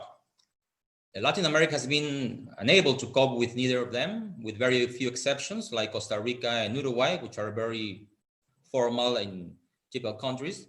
The region in general imposed the strictest lockdowns, and yet deaths continue to rise, and the gross domestic product has dropped sharply. For example, Peru is going to drop 18% this year. The reasons behind this situation lie in structural problems like high rates of informality, low quality and accessibility to public services, and low state capacity to deliver policies effectively. Levels of informality may reach up to 80% of the economy in some countries, which means that people in informal businesses are not legally constituted and don't pay taxes. And even though they don't have access to credit and don't use the banking system, so the financial transactions are cash-based. Although these problems have been prevalent for a long time, COVID-19 has exposed the high levels of inequality in the region and extended the gap between rich and poor. The difference now is that perceived inequality has turned real. Worldwide, the difference between perceived and real inequality has been reduced by urban migration, globalization, and the explosion of the internet. Beforehand, many people were unaware of their lack of opportunities because they were isolated in rural areas. Quoting an old movie, what happens is that you covet what you see on internet. For example, in the region, even though Chile has almost no poverty and can be considered a developed country by most measures, social unrest exploded last October after the government decreed a rise in the subject rates. But the real reason behind the protest was the difference in access to education, health, and a livable pension. Before the crisis in Latin America, we knew that access to healthcare and education were much worse for the poorest sectors, and many people even made a living daily and had little savings. Like many countries around the world, the pandemic caused the health system to collapse because there weren't enough beds in intensive care units at the beginning. On the education side, the schools and universities closed in mid-March. Therefore, teaching had to be done remotely, which posed a critical issue because many households don't have internet access. In a family example, we sponsor UTK, United Technologies for Kids, which is an NGO that implements STEM education and social innovation programs, mainly in developing countries. As you know, STEM stands for science, technology, engineering, and math. So far, UTK has worked with more than 200 public and private schools in Peru, Colombia, Argentina, and South Africa, inspiring and teaching thousands of kids who will become the future engineers and scientists that will lead their nation's development. Our instructors come from top US science and engineering schools like MIT, Stanford, UC Berkeley, and University of Michigan that team up with local instructors to teach the kids at schools. However, our programs were disrupted by the crisis. The government's original plan was to open in May, but as the lockdown was extended for the rest of the year, we had to migrate our delivery model fully online quickly. With the help of our partner, MIT JWell World Education Lab, we developed in rush time the distance version. However, the main challenge we faced was that most of the kids who attend public schools don't have internet access at home.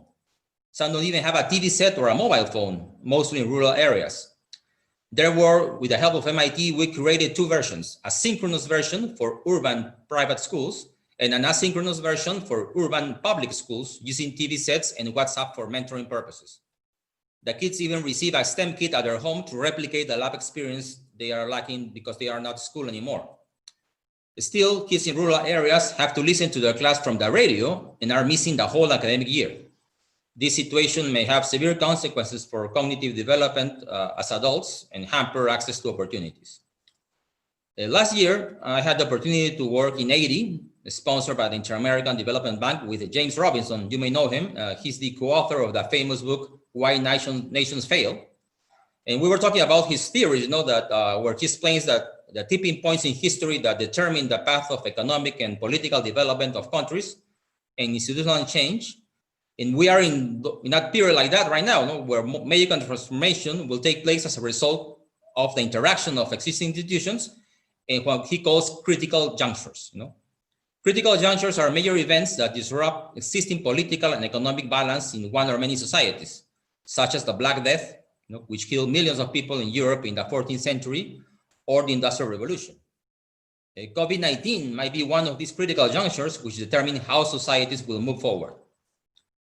In Latin America, real inequality has driven the rise of populist leaders in the region.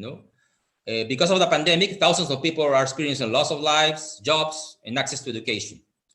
Authoritarian leaders from the left or right are already making promises to help the most hit sectors of the population with populist measures. You know that these actions will only make things worse in the future. Therefore, I believe that there are two ways forward post-COVID for Latin America. Either political leaders decide that it's time to invest in their people and ensure access to public services and decent jobs, creating more inclusive institutions, or the crisis will become a brewing pot for social uprising and populism, leading to less democratic governments and maybe dictatorships, as has already happened in Venezuela. So people are experiencing a loss of. We must take everything we are learning from this crisis and the breaches it has shown in our societies to be able to transcend it and ensure future sustainable progress in a world that is volatile, uncertain, complex, and ambiguous every day. As Yuval Noah Harari in his book Homo Deus quotes, knowledge that does not change behavior is useless, but knowledge that changes behavior quickly loses its relevance soon. Thanks a lot for your attention. Thank you. Thank you, Eduardo. Wonderful to see you. Thank you for inviting me to Peru to address the supply chain conference as a keynote speaker and arranging the trip to Machu Picchu. We had a wonderful time with my MIT professors. Wonderful. And you mentioned some interesting numbers. It's about 650 million people and almost close to 6 trillion economy. But there's some political instability in Latin America, and it may probably impact how we recover from this COVID. Could you please how this political landscape will shift in the Latin American region, which can help the challenges we're going to face, the inequalities in Latin America? Well, what is expected, that this year, the output levels of the region fall between -5% and -20%, and poverty levels will increase between 10 and 15%. So democratic institutions, more democratic countries, free economies will be challenged, by radical leaders from the left and right. We have both in Latin America. In Brazil, we have a right-wing, radical leader, and in Venezuela, we have a left-wing dictator. So current governments must answer quickly, with swift economic policies and effective communication before problems take over. I believe that governments cannot cope by themselves with these issues. I think wealth that is shared with all citizens is created by the private sector, by us. And I think we must take a more active role, not only in defining, helping the government define socioeconomic policies, but directly contributing to the community's welfare. Thank you. Thank you so much, Eduardo. We look forward to working with you, and your work in the STEM education, educating the Latin American youth is amazing. I know that you're associating with MIT, Stanford, and Harvard premier institutes to do that. Thank you so much. So we're running a little late, but we will go to our next speaker, a dear friend of mine from New Jersey, Himanshu B. Patel. MCs, please introduce Himanshu.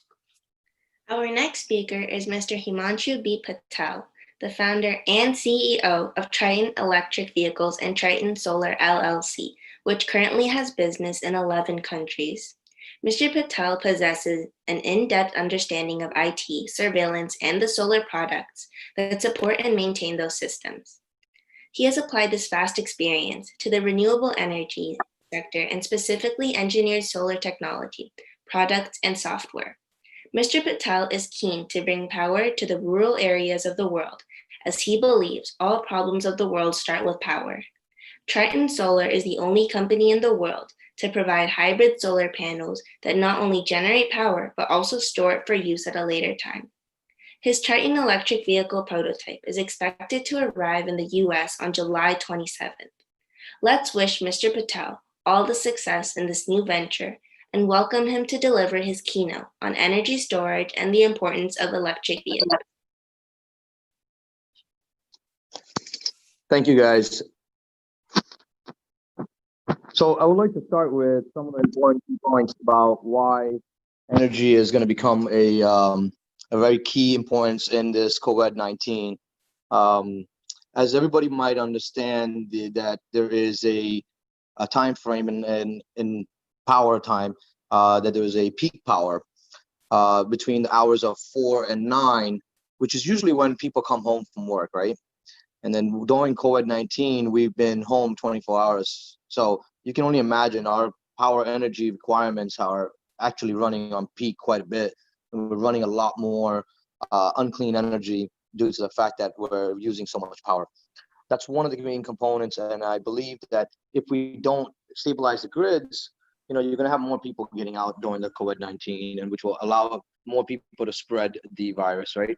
So we need to make sure that certain countries have stabilized power for multiple purposes, right? For hospital purposes, for the purposes of the fact that if you want to keep people home, they're going to need to have AC units. They're going to be running, they're like somebody else mentioned, the gaming systems.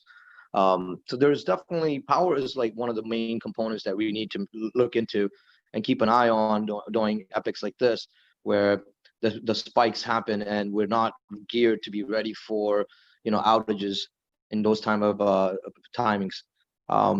We've also like to talk about something that most people are probably not aware of on this call, on this group today, is that we talk about electric vehicles, and we talk about electric vehicles doing climate change and how it's affecting the climate and it's changing the climate change.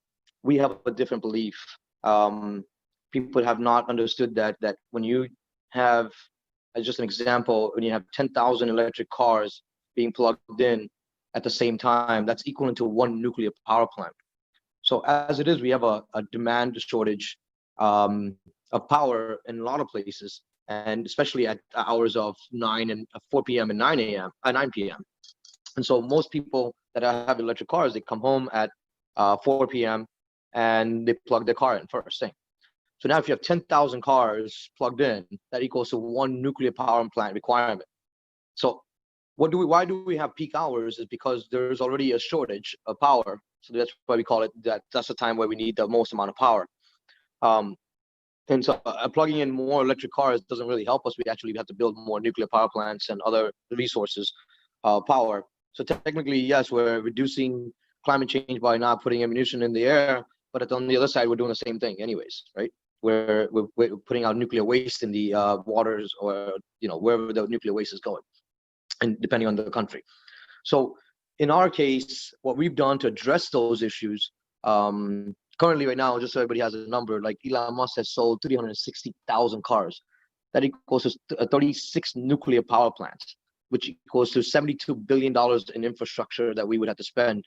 And on top of that, we have to maintain the nuclear waste for more than 25 years, which would be extremely high. And that still doesn't change the climate change, right? You're still doing the same thing that you're doing with the cars.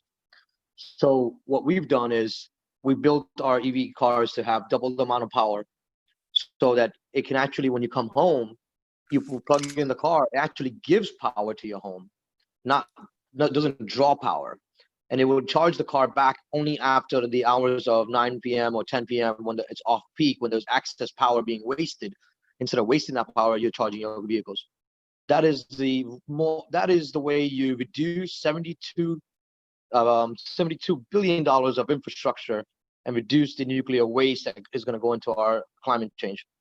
So we really believe that we've found a solution that can really change the way our infrastructure works. Of course, if there's a power outage, our vehicles will power your home, beyond just that it's sending power during peak hours. It also actually generates you income, because every day it's going to buy power during off peak and use the power when there's peak hours.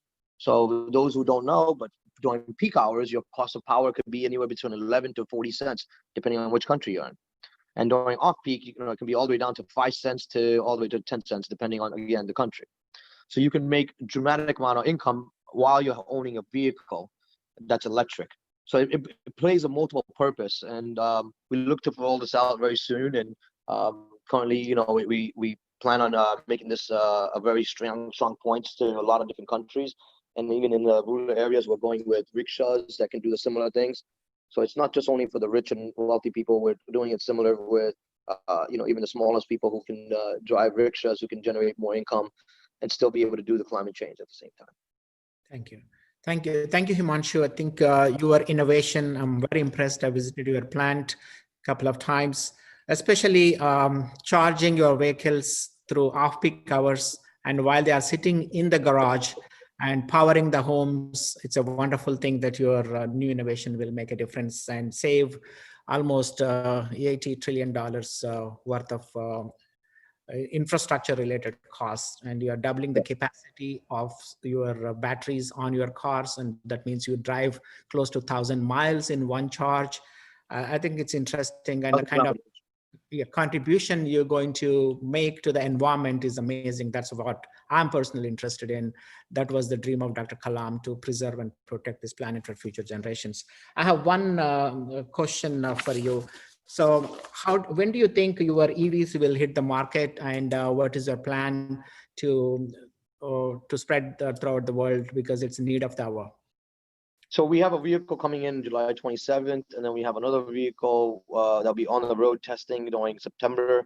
Our first 100 vehicles gets delivered on August 2021, and then we start our mass production starting December of this year. Thank you. Thank you. Wonderful. I'm sorry to keep you waiting. I know you have another important meeting to run to, but wonderful to see you again. Look forward to meeting you. Same here, Harry. Thank you guys. And you guys did a great job. This particular segment, we completed the speakers, and next segment we're jumping into is the valedictory keynote address by our good friend, Brian Patrick. MCs, please introduce the valedictory keynote. Our next speaker is Professor Brian Patrick Leaning, who has an international master's degree in communications as well as a bachelor's degree in corporate management and in foreign trade management. He is certified in program management with APMG International and PMI. He's a board member and CEO of innovative technology-driven companies in the digital workspace domain, food industry, natural resources and energy, and defense and advanced systems. He is Secretary of the Sacred Military Constantinian Order of St. George and founder of the Initial Smile Token and investor in the Economy of Peace. He is also Senior Advisor to Lead Ventures, the office of H.H. Sheikh Sultan bin Abdullah Al Qasimi, and private partner to the office of the United Nations High Commissioner for Refugees. He is also the chairman of Reifenberg von Hadstein Family Office. Let's welcome Professor Leaning to deliver his valedictory keynote address on the impact of COVID-19 on the economy of peace and the need for continuous investment into emerging countries and regions.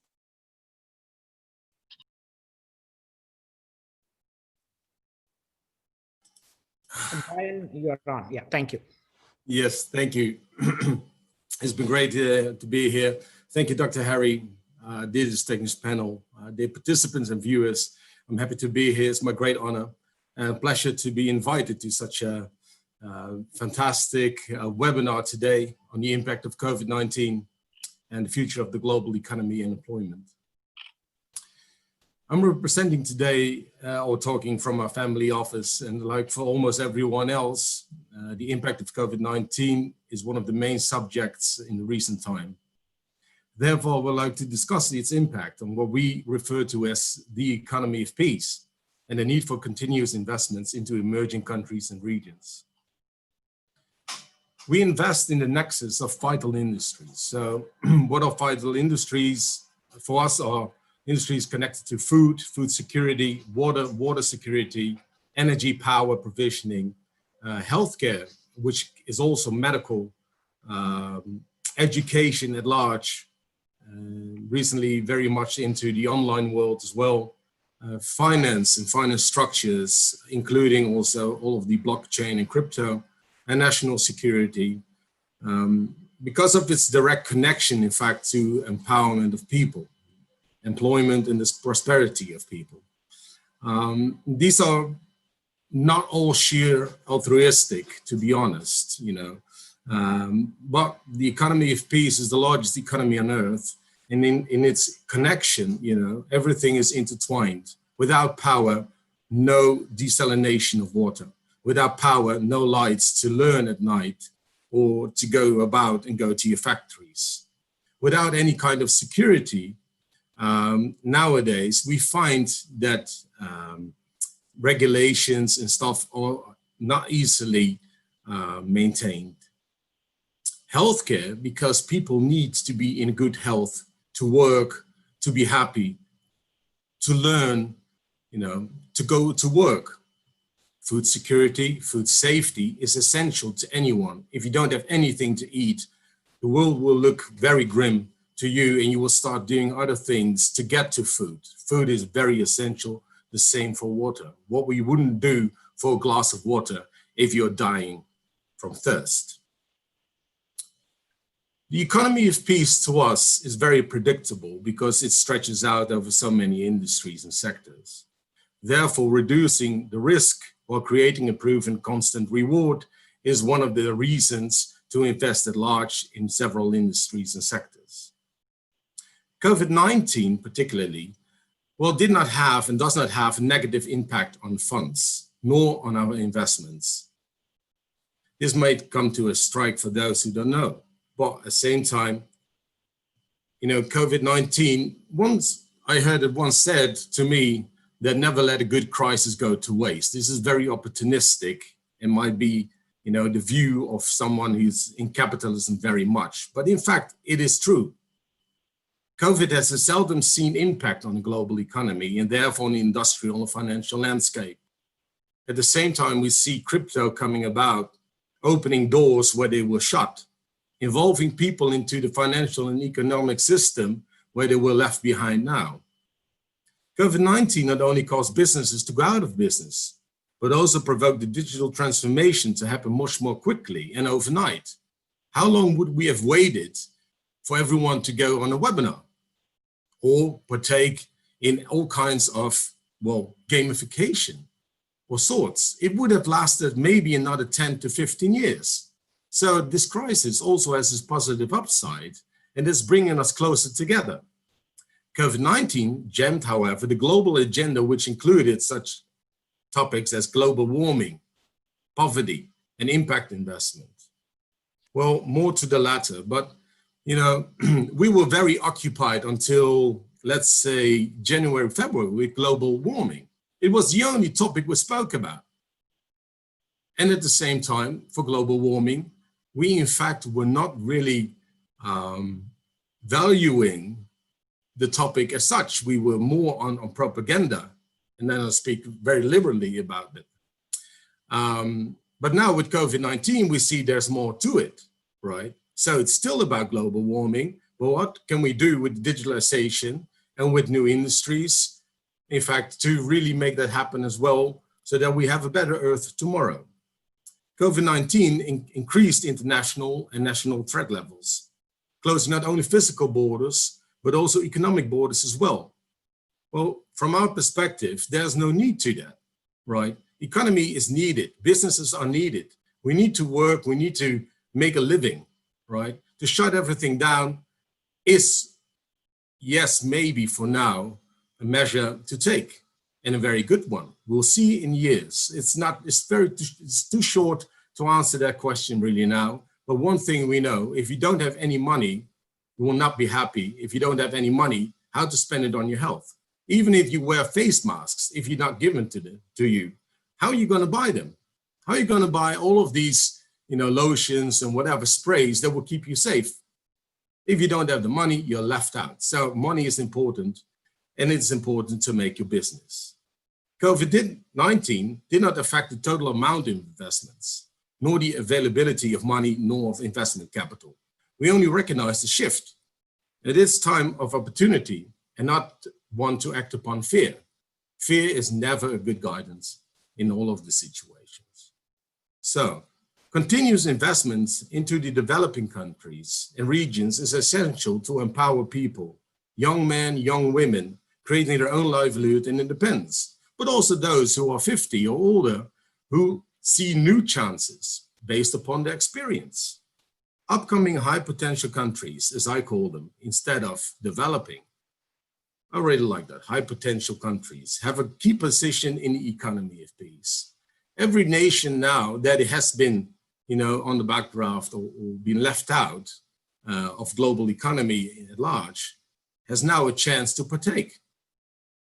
You don't have to alter or transform what you already have in place. You can start anew. You can start from scratch, which is a huge advantage in today's arena. However, we are aware that young people who studied in their own countries and then left the country, for example, people from India or wherever, used to migrate to other countries to work. We have to create the jobs in the country specifically and to remain or keep the youngsters working there, or diaspora to go back to the nations and help the nations build up very quickly. There's a chance. We do know the mass migrations are to be avoided. Mass migrations are caused for once by poverty, by need. So we have to solve that need. And that's a great opportunity as well. Everybody will partake in this true global economy, as I say. Social demographics of emerging countries or these high potential countries and regions beg for a solution to support the young families building a sustainable livelihood. It is very simple. Once you're not depending on anyone to give you anything, you will have a better chance of being happy. Of course, we know all of the other things that come about, but at least you won't worry about feeding yourself or giving your children an education. Employment, therefore, is crucial on so many levels and a key element for stability and safety. Because having an employment, a job, is so much more than having that job, right? It builds your character, it builds your confidence, it gives you trust in the future, it makes you dare things. Having a steady income to most humans now is the highest achievable goal. So there's no room for self-development. Employment keeps the people of the street as well, improving security. Therefore, it is very important to invest in this future of global healthcare, education, energy, and the other sectors I mentioned. We are getting closer to a true global economy where there's great opportunity for people around the globe. New technologies, mobile communications, and financial systems make that better possible, allowing those who were excluded from even a bank account to now become part of that financial ecosystem and swiftly improving their empowerment, and certainly in those high potential regions. It is more than doing great business. It is our responsibility to invest into global and local societies to create affordable healthcare, affordable education, affordable energy, and for most also affordable, nutritious, and healthy food. There's nothing worse than seeing people go out every single day trying to make a living for their family and not being able to. Or what they bring home as food is poisoned or not ready to consume.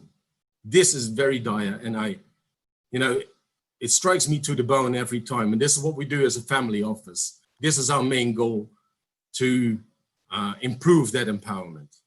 Investing into this economy of peace brings great happiness and fortune to everyone. And from my personal perspective, it may be the only thing that is worth our energy and time of those who can. Even on a lower personal level, everyone is responsible for contributing as much as they can. The person I hold very dear always tells me, Brian, is not a sprint race, it's a marathon. And I do agree. But if you don't keep going, you will never get anywhere. As Benjamin Franklin said, God does not give money. He gives the power to get wealth. And fortune favors the prepared mind. And this is the one thing. If we can get people ready, if we can educate them and give them some money in their pocket, or the ability, not give money, but ability to earn money, we create a better world, and then we also find solutions where COVID has no threat to. And this is my valedictory keynote speech, and I'm very happy to be here. Thank you so much. Thank you so much, Brian. It's a wonderful message. I strongly believe in your principles, empowering people to earn their living respectfully while keeping them healthy, educated, and have their nutritious meal on a daily basis. I think you are doing a great service to the humanity through your family office. I have one question. I also strongly believe in this digital transformation. I stopped during my opening remarks. Technology has to play a big role in this inclusive economic and socio-economic development in the world. A lot of people are left out of the 7.8 billion people. Only several billion people are empowered, but rest of them are not. Imagine if we empower everybody else, the world will be much better world. Everybody will be happy.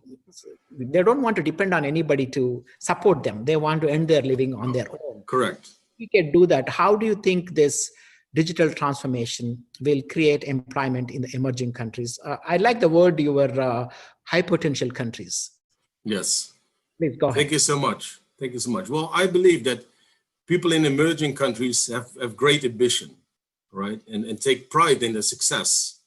Very much more than, let's say, in most European countries, right? We don't share success as people do in high potential countries. If you are successful, or to any extent in let's say a high potential country, you like to share it with your family, you like to share it with your friends. People will be happy for your success, and they will copy and try to do what you do. And this is a thing that we not so much see, let's say, in the Western world. Like this our fellow Zayed said, it is about attitude, right? Having the right attitude. And if you're hungry, and then you also have little to lose, and there's everything to go. And this is something amazing. Being in need is not your end. It's just your start. It's your beginning, right? You have everything to go for. And now with digital transformation in the fourth economy, right? Or the fourth digital revolution, technology makes a lot more available, right? Especially in education. But technology makes it also low tech. It's not all about high tech, also low tech. If we can create and be creative, we can create low tech. And low tech already can play a huge part in agriculture, right? To cultivate better, to grow your crops better, to be more in control. A little bit of internet can help anyone achieve a lot.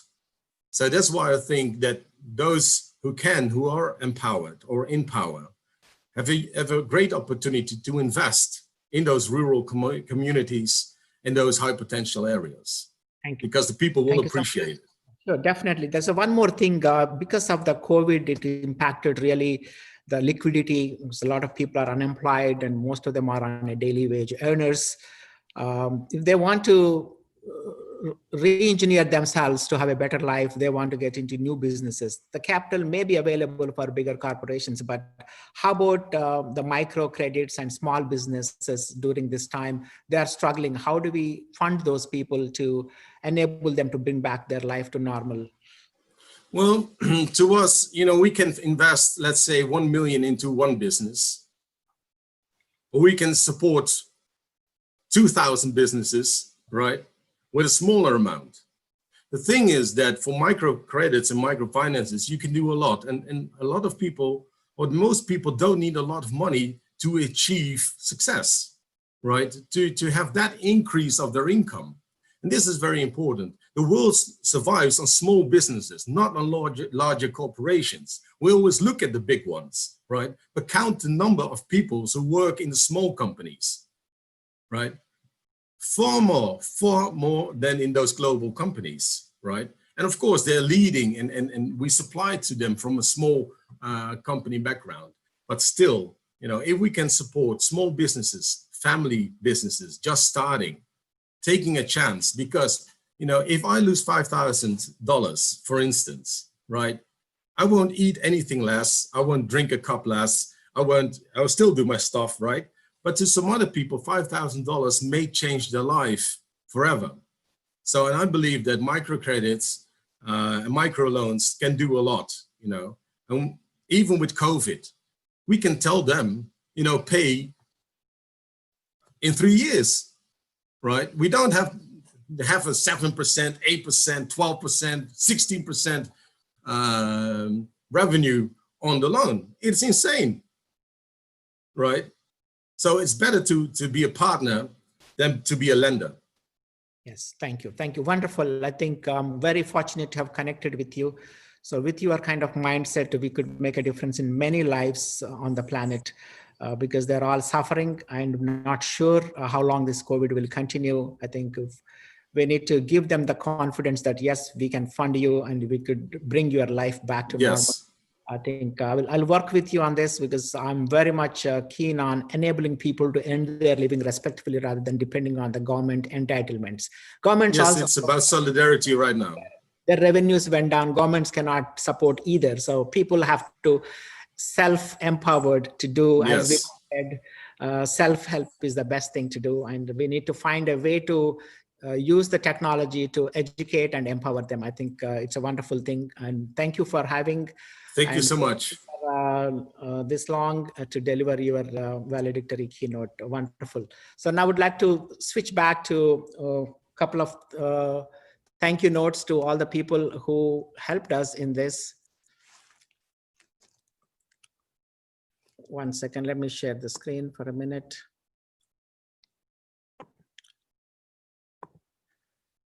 So I think we got the person of this crisis, the chairman of the World Health Organization, Dr.Harsh Vardhan, joining us, truly made a difference to us today. His message and his giving the confidence to the people that he is there to address this COVID-19, not just in India, but as a chairman of the executive board of World Health Organization. I'm looking forward to his leadership to make a difference, and hopefully this vaccine will come soon. Dr. Harsh Vardhan, again, I gratefully appreciate your time and in participating in this webinar and addressing the global view. I was getting messages that about over 1 million people watching this show, and I would like to thank all the speakers, Ziad from your busy schedule joining us today and delivering your inaugural keynote, and Prime Minister, in spite of your busy schedule and several conflicting meetings, you made time for us and talked about the African diaspora and its role. Brian, really sincerely thank you for stepping up through your family office to help people to earn their living respectfully. Vibhav, I look forward to your leadership, especially through alternate development model.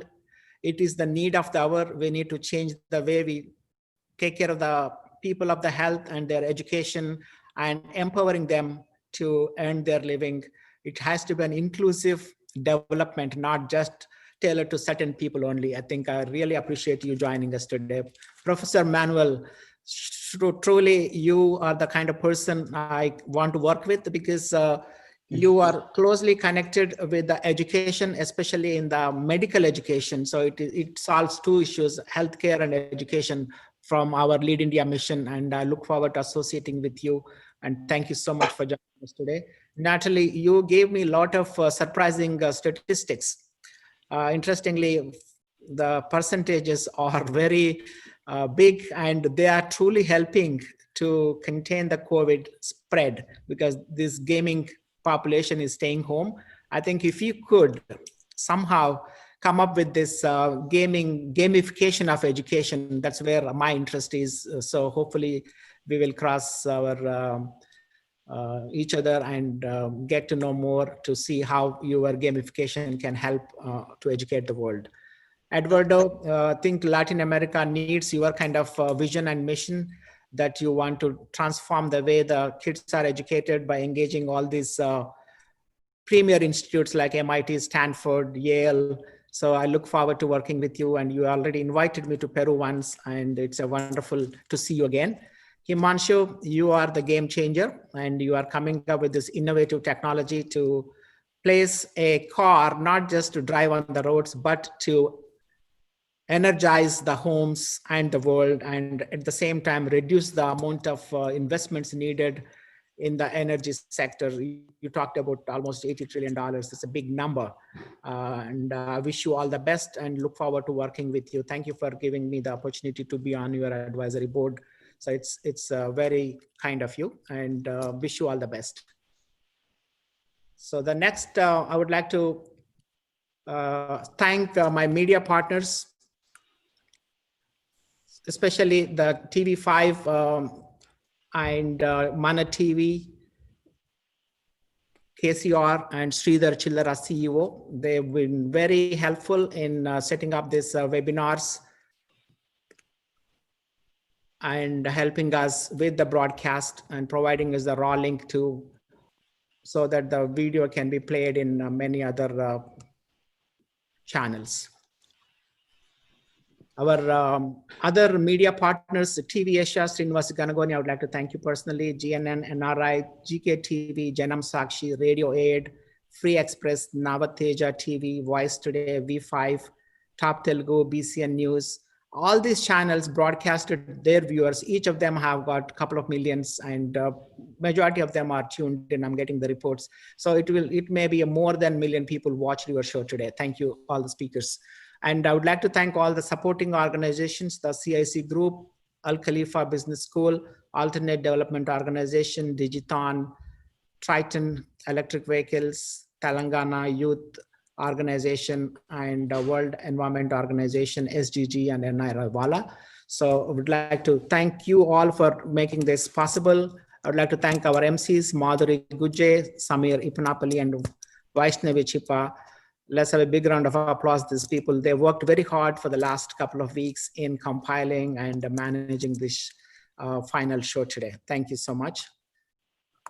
So would like to again let you know that we have an event coming up on Sir Ravi Garu. Okay, so we would like to announce that on July 27th, it is the 5th anniversary of our mentor, Dr. Abdul Kalam. And our event is, the topic is going to be on the rural economy. How do we revive the rural economy? So I'd like to see some of you recommend some way to revive the rural economy, especially in India. There are a lot of migrant people left without any jobs, and they are struggling. So we need to find ways. I think the ideas Brian has provided, probably we can take some inputs from there. And the government of India, a lot of people are participating in that webinar. So we look forward to having you attend that webinar as well. It's on July 27th, same time. We will, governor of the state of Andhra Pradesh and the chairman of the DRDO, Dr. Satish Reddy, is going to deliver the keynote address as well. He's the one man built a 1,000-bedded hospital in New Delhi in record 12 days. And he's a rocket scientist and a big follower of Dr. Kalam. He will be joining us on that day. Again, I would like to thank everybody, our team, technical team. I would like to thank Raju Neta, who did all the social media campaigning, and Dr. Ram Maruri from Hyderabad, who did all the registrations and followed up. And we have Srinivas Komadipalli, who took care of our website. Then we have Srinivas Guduru, who helped us in coming up with this program and helping us design the flyer and other things. Then we have a lot of other youngsters on different countries helped us in coordinating with various TV networks and also to the local organizations to enable them to watch this program. So Dr. Ravi Ayagari, who's sitting in Delhi, who joined us also, he is instrumental in helping us with the technology part of today's program. Thank you, Dr. Ravi Garu. So I think if I missed anybody, I would like to take the responsibility on the shortcomings, and all the good things happened goes to my team. This is how Dr. Kalam taught me. As a leader, I need to take the responsibility for any shortcomings. And the program went beyond what we expected, but it's worth listening to all these eminent speakers from all over the world. I think this is one of the sessions I personally enjoyed seeing all of you. I personally selected you, one from Japan, Vibhav. thank you for joining. And Eduardo from Latin America, and Brian and Professor Manuel from the Europe. And we have Dr. Harsha Vardhan representing the World Health Organization from India, and Ziad and Natalie from the Wall Street. And then we have Himanshu from the energy world. I think it is a very, very select group of eminent speakers, and you provided a lot of insight. And I would like to request all the speakers to participate. I will create a task force to compile the proceedings. And I would like to, I spoke to Professor Manuel before, but he will be leading this effort of gathering the inputs from you to compile the proceedings of this webinar so that we could circulate to various governments and interested civil societies and nonprofit organizations who can take this message forward. There's a lot of valuable information being presented here in this conference, and we want to put to use some of these things where there is a need, because everybody is struggling and they are in panic condition, and this kind of confidence giving, moral boosting webinar with a lot of practical approach to reviving the economy and providing the affordable quality healthcare, providing affordable quality education, providing affordable quality energy, and also kickstarting this economy so that people can get to work wherever they are, possibly from their homes if they can start working and earn their living respectfully. Again, from my entire team, I would like to thank all of you and look forward to working with you.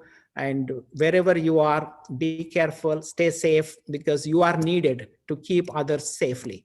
So this COVID is going to stay with us for some more time. We need to learn to live with it. If not COVID, we may have something else. So I think this gave us a big lesson how to survive on this planet, and we survived in the past, and we will continue to survive with your positive and encouraging attitude and guidance. I think we will survive. So I would like to wish you all the best and wish you a safe and healthy life ahead and success in your every endeavor that you do in your life. And I will work with you personally one-on-one. If I can be of any help to you, please feel free to reach me anytime. I'll make time for you. Thank you so much. Thank you.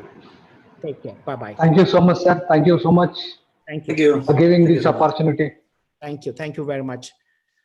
Thanks a lot. Thank you. Thank you so much. Thank you. Thank you, Harigaru. Thank you very much. Good night. Good night, sir. Good night. Good afternoon. Bye-bye. Thank you.